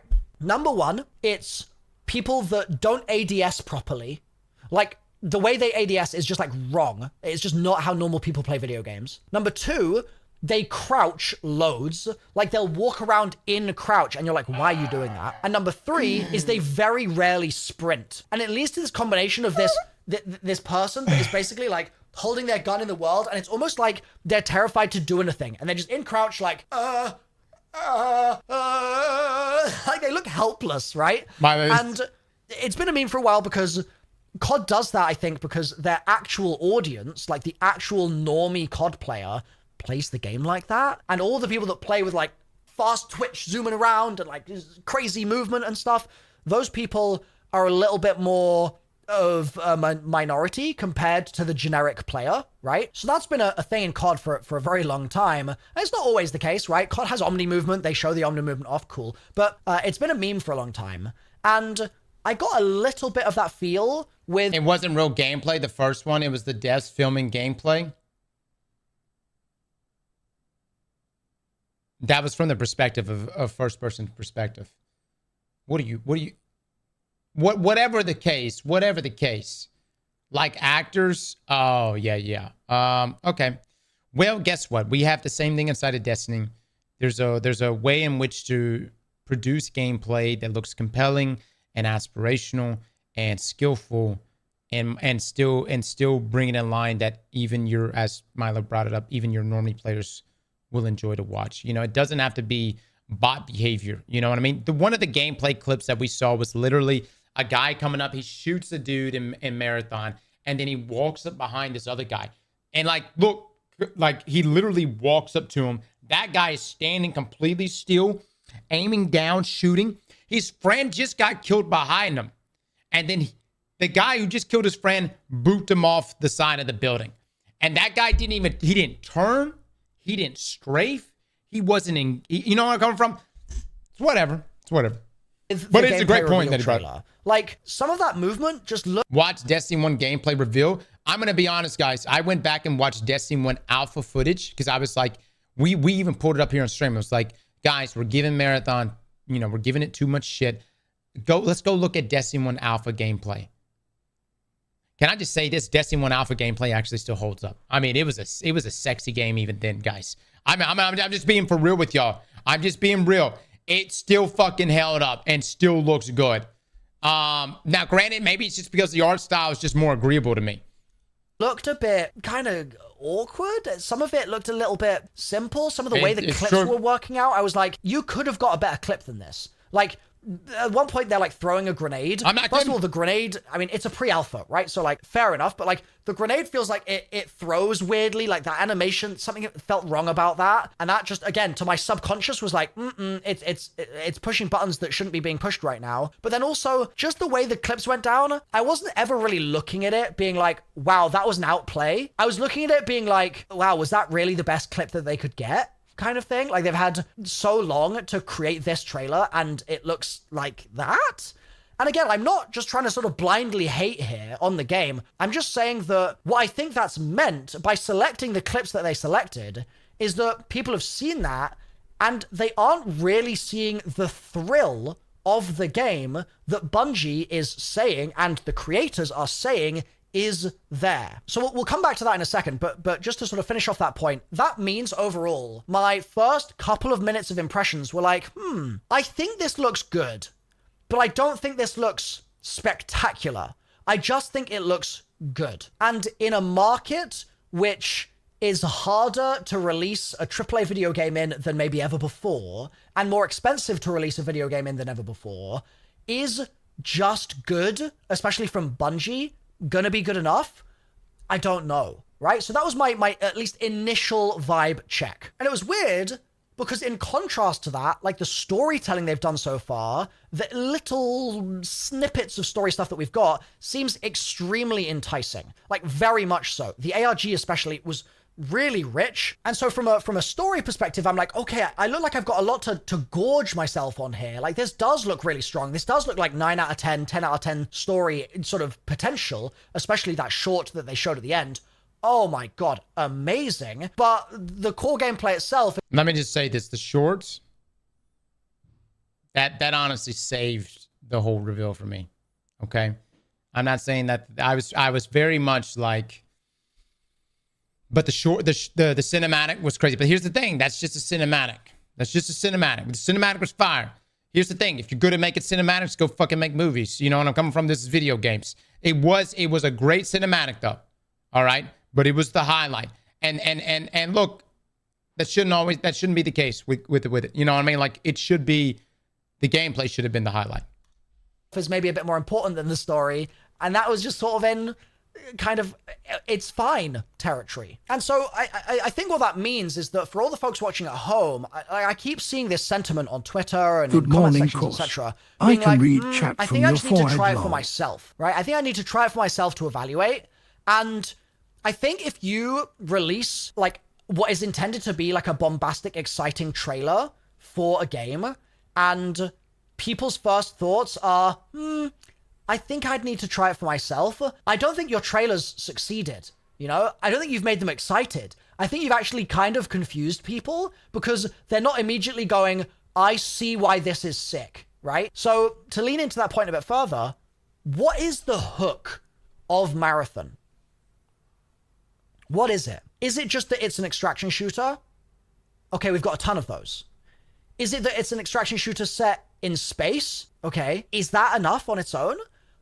I don't think it is. I feel like there needs to be a sort of central idea, a system of some kind, or some kind of just gameplay feature, which is the sort of thing that if you interacted with it in game and you thought it was incredible, you'd tell your mate about it in school the next day. Or your coworker at work, you'd be like, dude, there's this new game and like you can do this thing and it's just like so insane. What is that? How many times have y'all had that? I mean, I have had that conversation. I actually got into Destiny because of a conversation with a friend who was telling me about the beta.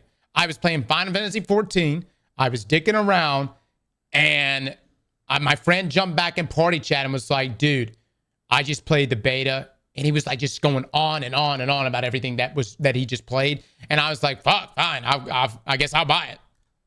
In Marathon. Because I can't figure it out. And I've watched all of the teasers and stuff. And I've watched all the creator gameplay that I can. And I'm seeing an extraction shooter. And I'm seeing maybe a good extraction shooter. But I'm not seeing special. I'm not seeing like Bungie magic. And I don't know why that's the case. Like, okay, you can load in. Let me just say this too. There is no magic. I'm not saying there was a common statement. being said when it came to Bethesda. Bethesda magic. Oh, don't worry. Starfield's going to be great because of the Bethesda magic. No! You start sniffing your own bullshit, you're about to get humbled. I'm telling you. No. I'm fucking telling you. And BioWare too. Listen, you start sniffing your own shit, thinking that somehow the magic is going to save this. It's a new project, baby. It's a new motherfucking game. New project, new day. It's another day, and it's time to prove oneself. Magic ain't going to save it. And then you can take out other teams, and you can exfil with loot, and you can load back in. But, like, we're treading water here, no? So maybe this is fine, right? Maybe it's not a problem that it's quite tame in this regard, and it's just going to be marketed in such a way, and it fills a gap in the industry in such a way that it will actually... I'm 500 hours in the Starfield. Gunman, you better thank your stars right now. You pay to win in this stream. You hear me? Actually just perform great, right? Alternatively, maybe there's a load of stuff under the surface that is Bungie magic that we're not being exposed to right now, that we're not getting a chance to see because, like I said, we're sort of not seeing the special stuff. We're not seeing the electric moments in the teaser. Yep. We're kind of just seeing like, that happened, okay. And I think this dovetails with some of the criticism I'm seeing online right now about the game's rumored price point. So we know it's not going to be a free game. We know that. That's confirmed. We know it's going to cost some amount of money.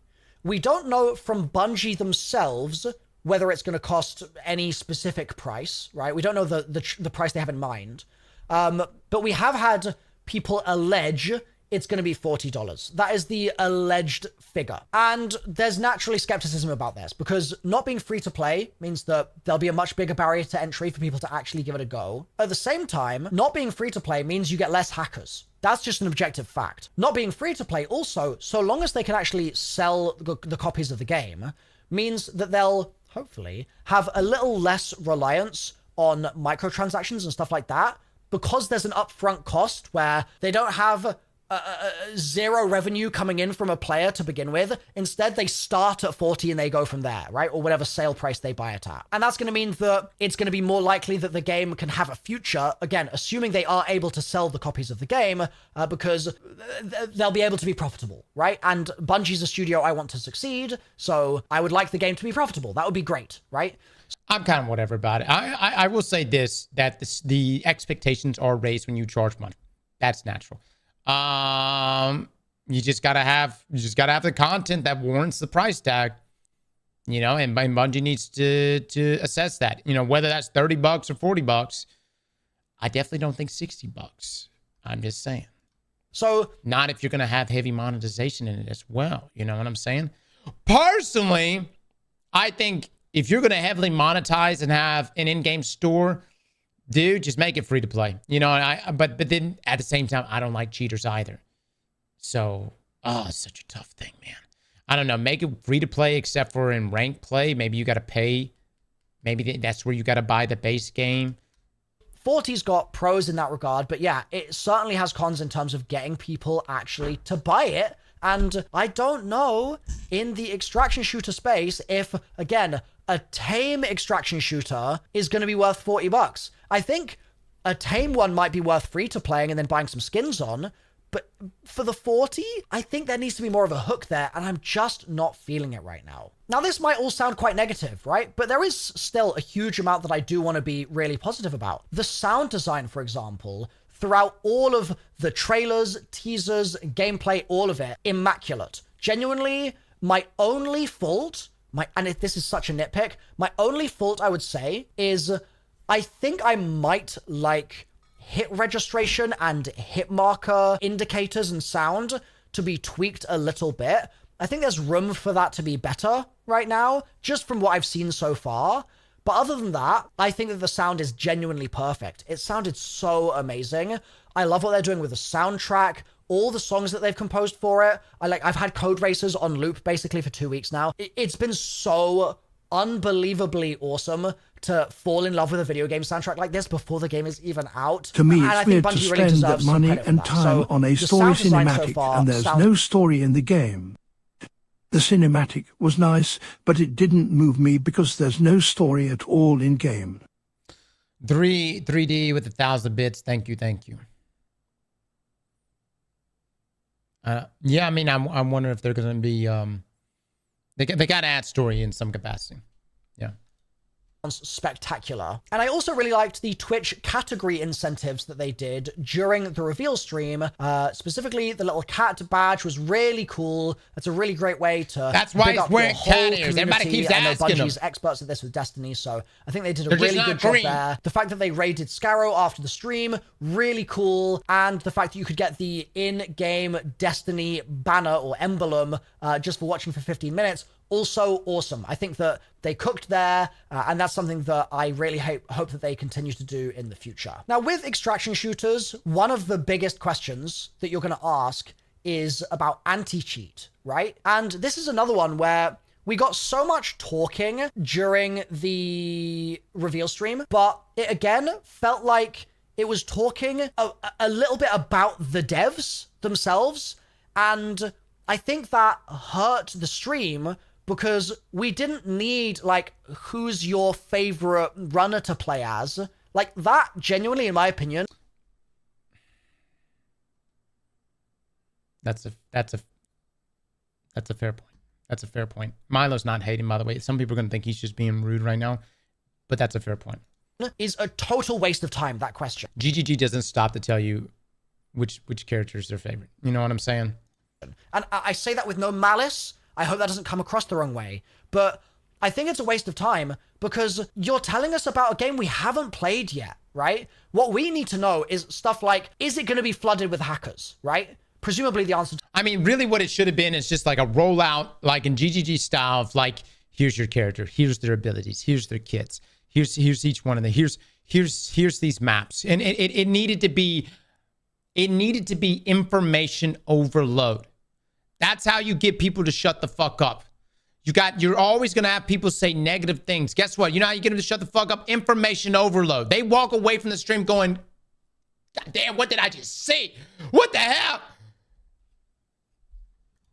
That is no, from Bungie's perspective. And so what we then need to know is, how are you going to make that happen, right? We need to know what your anti-cheat is going to be. We need to know that you're taking it seriously. We need to know that you've got... There's too much foreplay, too much playing around the tip. All right? Come on.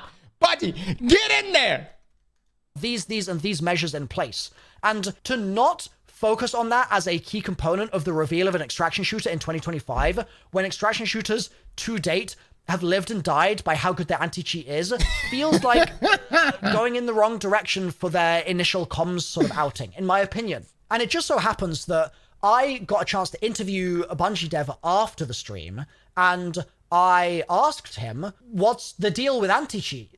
And basically they don't have kernel level anti-cheat, and they do have a load of new technology inside their engine, which is going to mean that because stuff's happening server-side, they have like a server-side truth checker.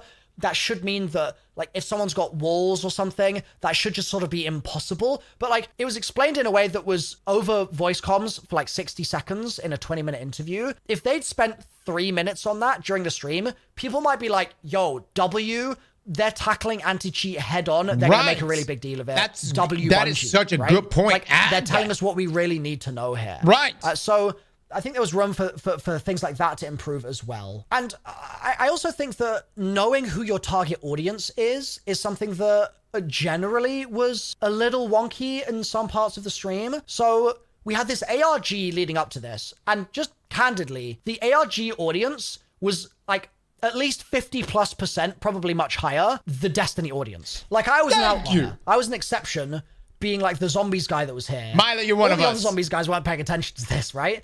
But I was the exception. Basically, everyone else was in Destiny. And there were like some other folks, I think there were probably some Tarkov folks and stuff in there as well, maybe. But generally, from what I saw at least, the large majority... Look, I want my marathon community to know that you are nothing without us. You are nothing without us. And if you think your community is going to overtake our community over my dead body...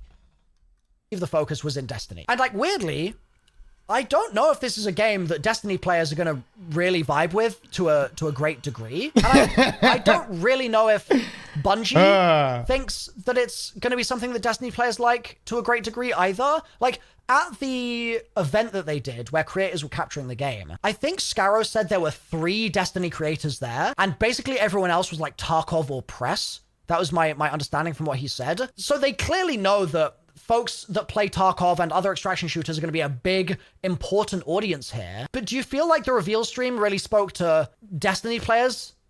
Not massively. Tarkov players? Not massively, I don't think. COD Zombies players like me? Not at all. So, like, it's sort of like, who is this for?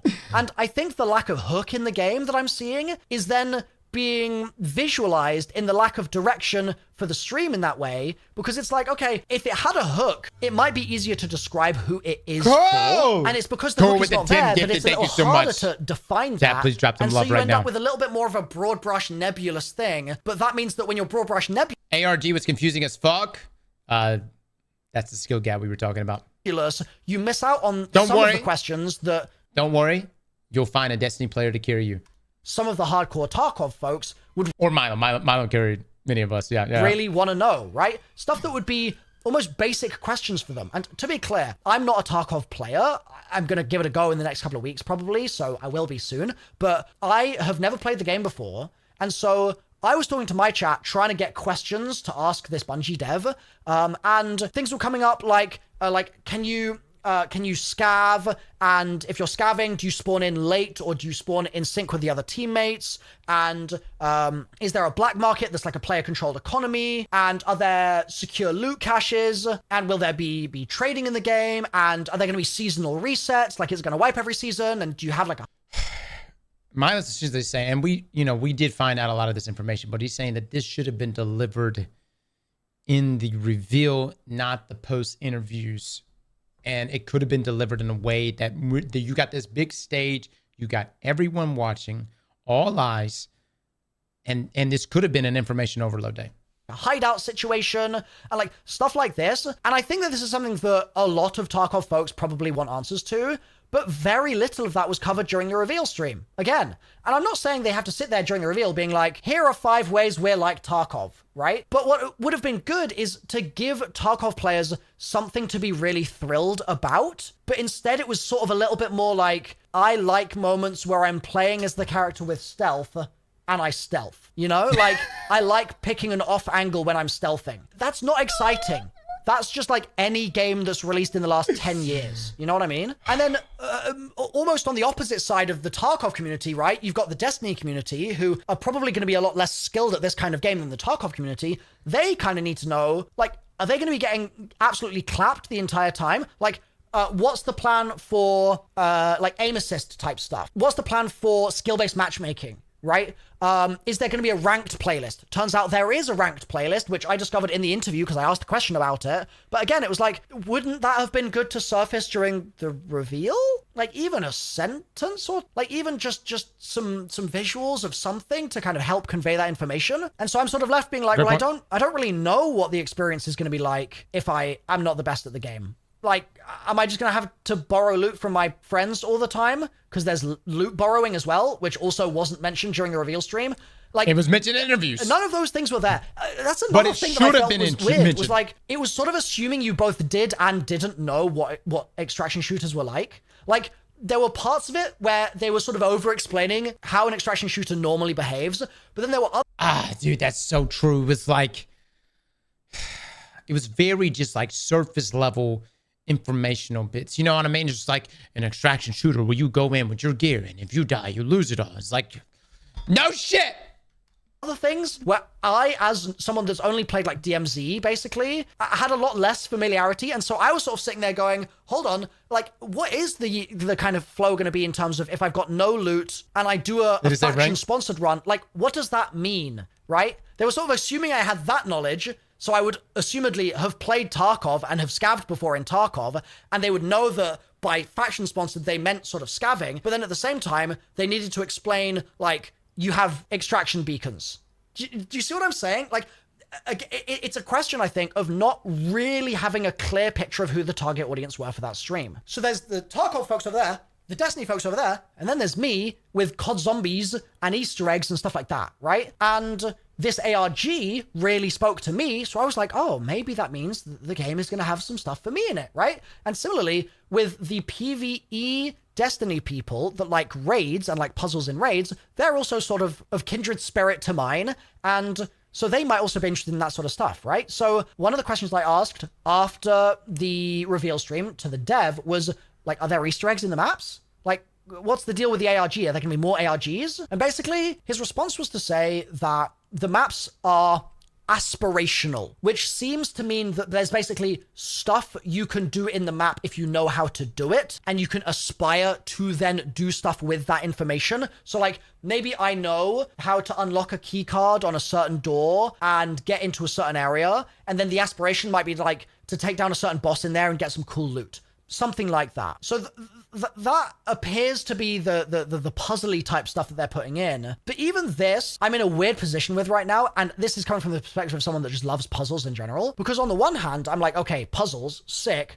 On the other hand, I'm like, is it going to be really annoying to try and do puzzle stuff while I'm getting shot in the back by other players? It's probably going to be pretty annoying. And the Bungie devs' reaction to sort of this particular topic was basically saying, like, we thought about it and we felt that it would be the most fun having another player there as sort of pressure, right? And I can totally see that. And from DMZ, there were moments where that was true.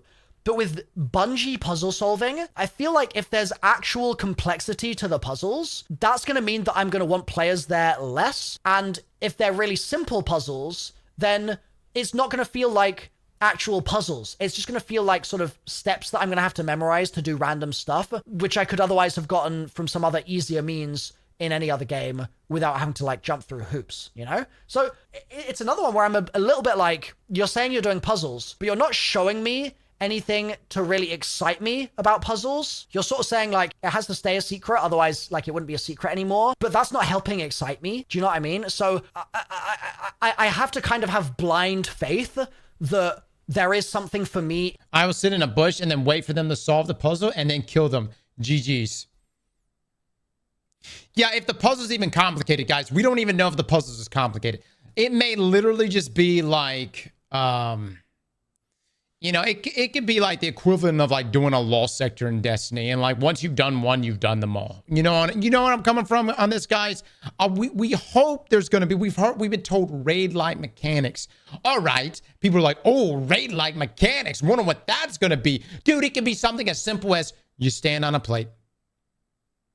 There you go. That's a mechanic. That's present in a raid. You did it. Welcome to Marathon. In this game. And that's not a great way to sell copies of a game, you know?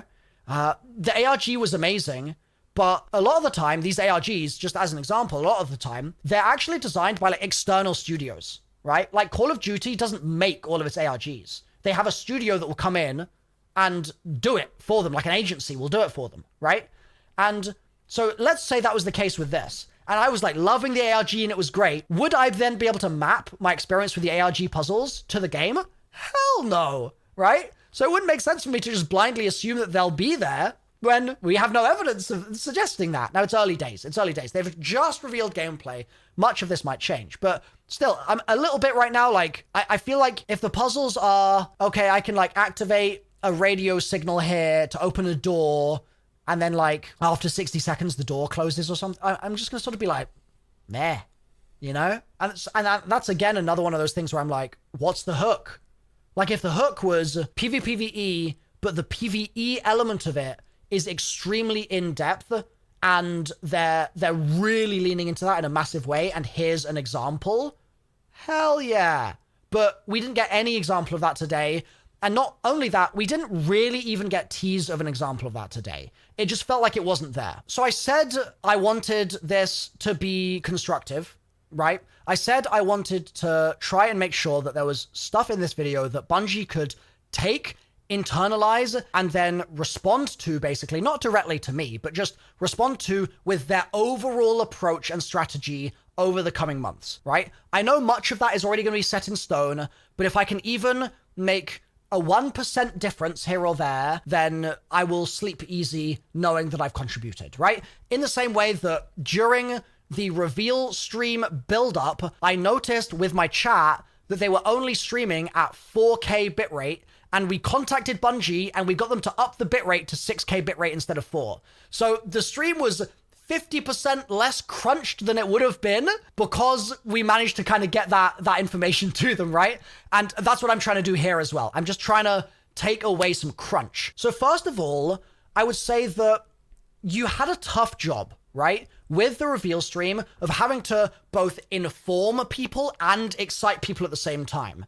And exciting people usually is going to be fast and it's going to be crazy and it's going to be flashy, whereas informing them is going to be a bit more tempered and it's going to be slower and it's going to be gradual, right? And I totally respect those are two different directions that are hard to bring together. But from this point on, you no longer have that issue, right? From this point on, you need to make sure that all of your comms are laser focused on the things that the extraction community are going to care about, and then the things that the non-extraction shooter communities are going to care about that you still want to target because you feel that there is still a part of the game that speaks to them, right? And you need to laser in on them. So for the puzzle people, we need something. I'm sorry, but like, I get you want it all to be a surprise, but if it's all a surprise, that means you're not going to market it until launch, which is fine, but that means that you're not going to get any sales from those people until after launch. If that's the bed you want to lay in, that's totally fine. Maybe that's their overall goal here, right? But there needs to be some... Didn't really work out well for D1 and Vaulted Glass. I'm just letting y'all know, man. I'm not saying maybe it was teased. I don't remember being teased. Vaulted Glass kind of just dropped out of nowhere. But I had friends that quit Destiny right after the campaign. Didn't even know we were going to be getting, and then it was like, oh my God, we got a raid. You know what I mean? Ability for them to kind of talk. It did. Back then was really strange though. 2014, it was really such a strange time. I didn't watch YouTube videos back then for video games. I didn't watch reveal streams. I didn't even know people streamed. No. Get this. 2014, I didn't even know people streamed. But people obviously were streaming. You know what I'm coming from? I had no idea. I didn't know. I don't even know if I read a blog post. I didn't even, you know what I'm saying? Talk about the puzzly stuff, right? Without kind of doing the whole, well, it's a puzzle. So like that's on the puzzle side. Then with the extraction shooter people, I think that it's going to be really important to showcase things that community care about, like anti-cheat, in detail and really articulate why you think you've got it better than everyone else, right? And I think a weird place to take some good pointers from for this would be some of the marketing that COD has done for Warzone over the years, because in certain areas, not always, sometimes the COD marketing is rough at best, but sometimes they really nail it where they're like, we know people really care about anti-cheat at this time. Like in maybe 2022 or something, there was like this big moment where they were revealing more new anti-cheat stuff. I think it was maybe like the reveal of Ricochet, maybe for the first time ever, something like that. And the way they spoke to the community and were like, we know how much it sucks to get slapped about by hackers in the game. So we're doing A, B, C, D, E, F, G. We're going to be putting this and this and this all behind sorting this problem out. Like, those sorts of things really need to be spoken to. It's such a tough thing because if they did that for Marathon, every Destiny player would have been raging in the chat like, whoa, what the fuck? Where's that shit for us? Really clearly, I think. And while you're doing those things on the periphery, right? Because none of those are going to be like your central marketing. Obviously, you're not going to lead to the masses with like, we've got anti-cheat, and then the masses are like, what's anti-cheat, right? Because they're normies. So those are on the periphery. In the center, I really want you to just be able to define why this is a better extraction shooter than any other one on the market. What is that? And if you can convey that to me, I can be excited. And it can't be because it's Bungie magic. Or it's going to be a lot of humble pie, baby. It's going to be everybody going to be eating humble pie. It can't be because we possess that magic. It just... When I hear that, that's the canary in the mine. You know what I'm saying? That's the canary right there that screams, oh shit. But if you can't get that across the desk, it's always going to be a 6 or a 7 out of 10. it's never going to get any further. It's just going to be another one. And I don't think Bungie operates in another ones. Bungie operates in uniques. Bungie operates in spectacular.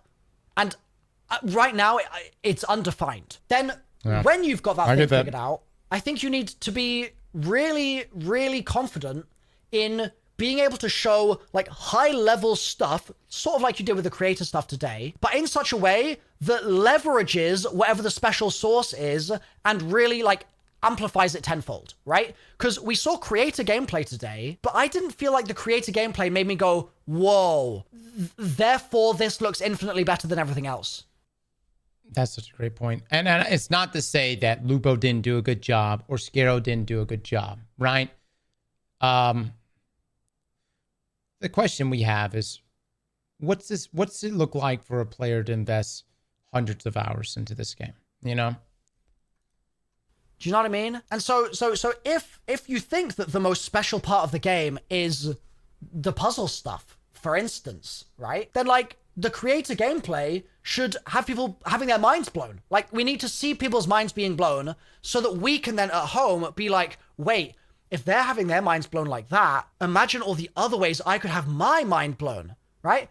I currently don't feel like I really had any of that sense of, ooh, if I was in their shoes, I would feel X today. Like, I saw Dr. Lupo jumping around with that jet jump on, I think, Locust and shotgunning people. And that looked fun. Don't get me wrong, it looked fun. But there was no element of that I saw that I was like, this is something I have to do now, right? Or this is something that I can do in no other video game. And it's That's a great point. I have to do it now, and I can do this in no... Look, we're not hating. What he's simply just trying to say is that how is this extraction shooter setting itself apart outside of it being it's a sci-fi game and an extraction shooter? You know what I'm coming from? Other video game that will get pre-orders, right? So I really hope I'm just hate farming right now. There you go. That's it, chat. That's all I'm doing. As much as I want you guys to continue to humanize the studio and the devs, and I do think that's wonderful, and I think Bungie's heart is completely in the right place, I think that it's worth just being a little bit more ruthless with when you say, okay, this is going to have to be a shorter overall reveal stream and therefore be much tighter versus one which feels like people are kind of waiting for the devs to stop talking so they can see gameplay again. And that means then that because we won't be getting a lot of the sort of dev humanization stuff in those moments where we just want like the hard and fast gameplay or whatever, we'll have a lot more patience and interest for the dev stuff, I think, in the other moments where that makes more appropriate sense. Because we'll be like, oh, sick, okay, this feels like this is its place. Right? Whereas it just didn't feel like it was its place so much today, in my opinion. I also think, and this is going to be maybe controversial, but I think it might be worth doing a beta after the alpha so that people can get a I'm pretty sure they announced that they're going to do the open beta taste of the game for free, just a short one, maybe like a 3-day beta or something, because that might then help bridge the gap to it being a paid title where you get the benefit of the virality of free to play. Everybody can get in on the beta. Everybody can get a little taste. But then the upsell basically is, okay, and now for the full game with more maps, more content, this, that, and the other, you need to pay us the $40, right? And I can't really think of another way to help negate that problem without doing basically an open beta of some capacity. So I think I'm going to encourage them to do that too. I know there's already been rumor of it, so I'm sure it's being considered, but I would just sort of encourage that on my side of things as well. I think that would be a helpful marketing vehicle for the game. So I've been critical in this video, right? But it's the sort of stuff that if I wasn't doing it, I wouldn't be being honest with you guys about my thoughts on stuff. So it's important to me to be honest. But it's also important to me to try and get that across as constructively, like I said, as possible. So I really hope that it's come across that way. I think so. I want to be but Milo is not. By the way, guys, I would say, you know, there are certain people that when they give feedback, they're just so rage-inducing, and but nothing about what Milo's saying right now. He's not rage baiting.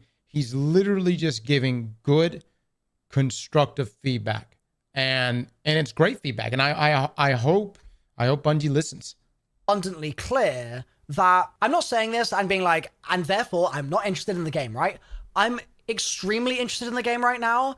And there's so much promise just from the ARG even alone, and from the experience that I've had with Bungie and with Destiny, that I just adore their approach to making games, that has really already sold me on it personally as a purchase I will be making. But I do feel like it's got a little ways to go to find its way right now, and I want to see that happen. I really want to see that happen, because I would love for this game to be another 10-year amazing extravaganza, just like Destiny has been. But from the press interviews that I've read, that have all sort of said it feels like it's missing something. I will be following this very closely over the next several months as we approach launch, with both the alpha and then if there is a beta and everything in between. So stay subscribed, and I will continue to kind of dig as much as I can and try to get to the bottom of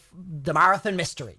So thanks for watching, folks. I will see you. Great video, Milo. What a wonderful video. Honestly, I couldn't say it any better. Milo literally took my, I mean, he's in my brain.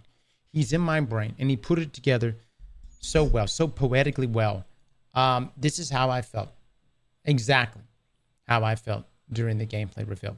I felt like the lead up in marketing was fantastic. I felt the cinematic was great, and the cinematic was definitely the highlight. I think that maybe either the production team or whoever at Bungie probably needs to sit down and be like, all right, they want details, they want information, and perhaps save the questions like, Joe Ziegler and Andrew, what are your favorite runners? Maybe that question could be saved post VIDOC. So have the VIDOC come out, right? It doesn't have to be live. It could be pre-recorded, and it'd be like information, maps. Here's the map. Here's your different runners. Here's the little abilities. Here's this attachment, that attachment. You know what I mean? And then at the end, there could be an interview section where you do have that one-on-one with the developers there.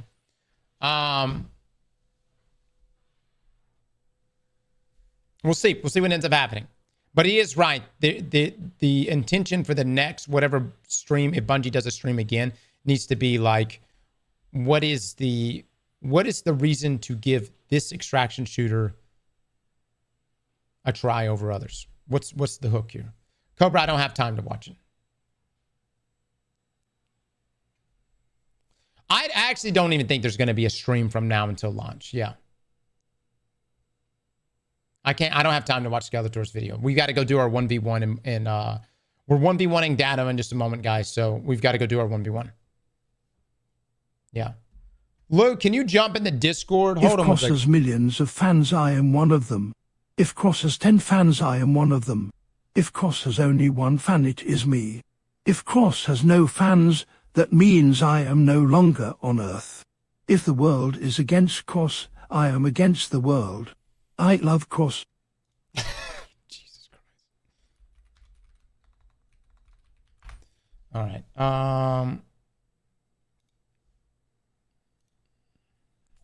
Ban text-to-speech. All right. That's it. We're done talking about Marathon. We are moving on.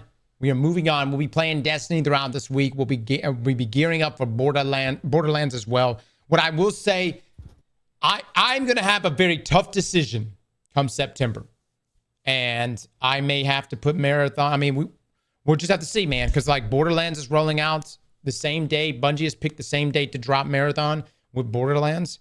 And I think so many Destiny players are going to be picking up Borderlands. So we'll see. Luke, so explain to me, I've got to go offline right now, correct? Yeah. So we got to run a quick tech test. And so for them to do that, they need you to be offline because they're going to be streaming your account, if that makes sense.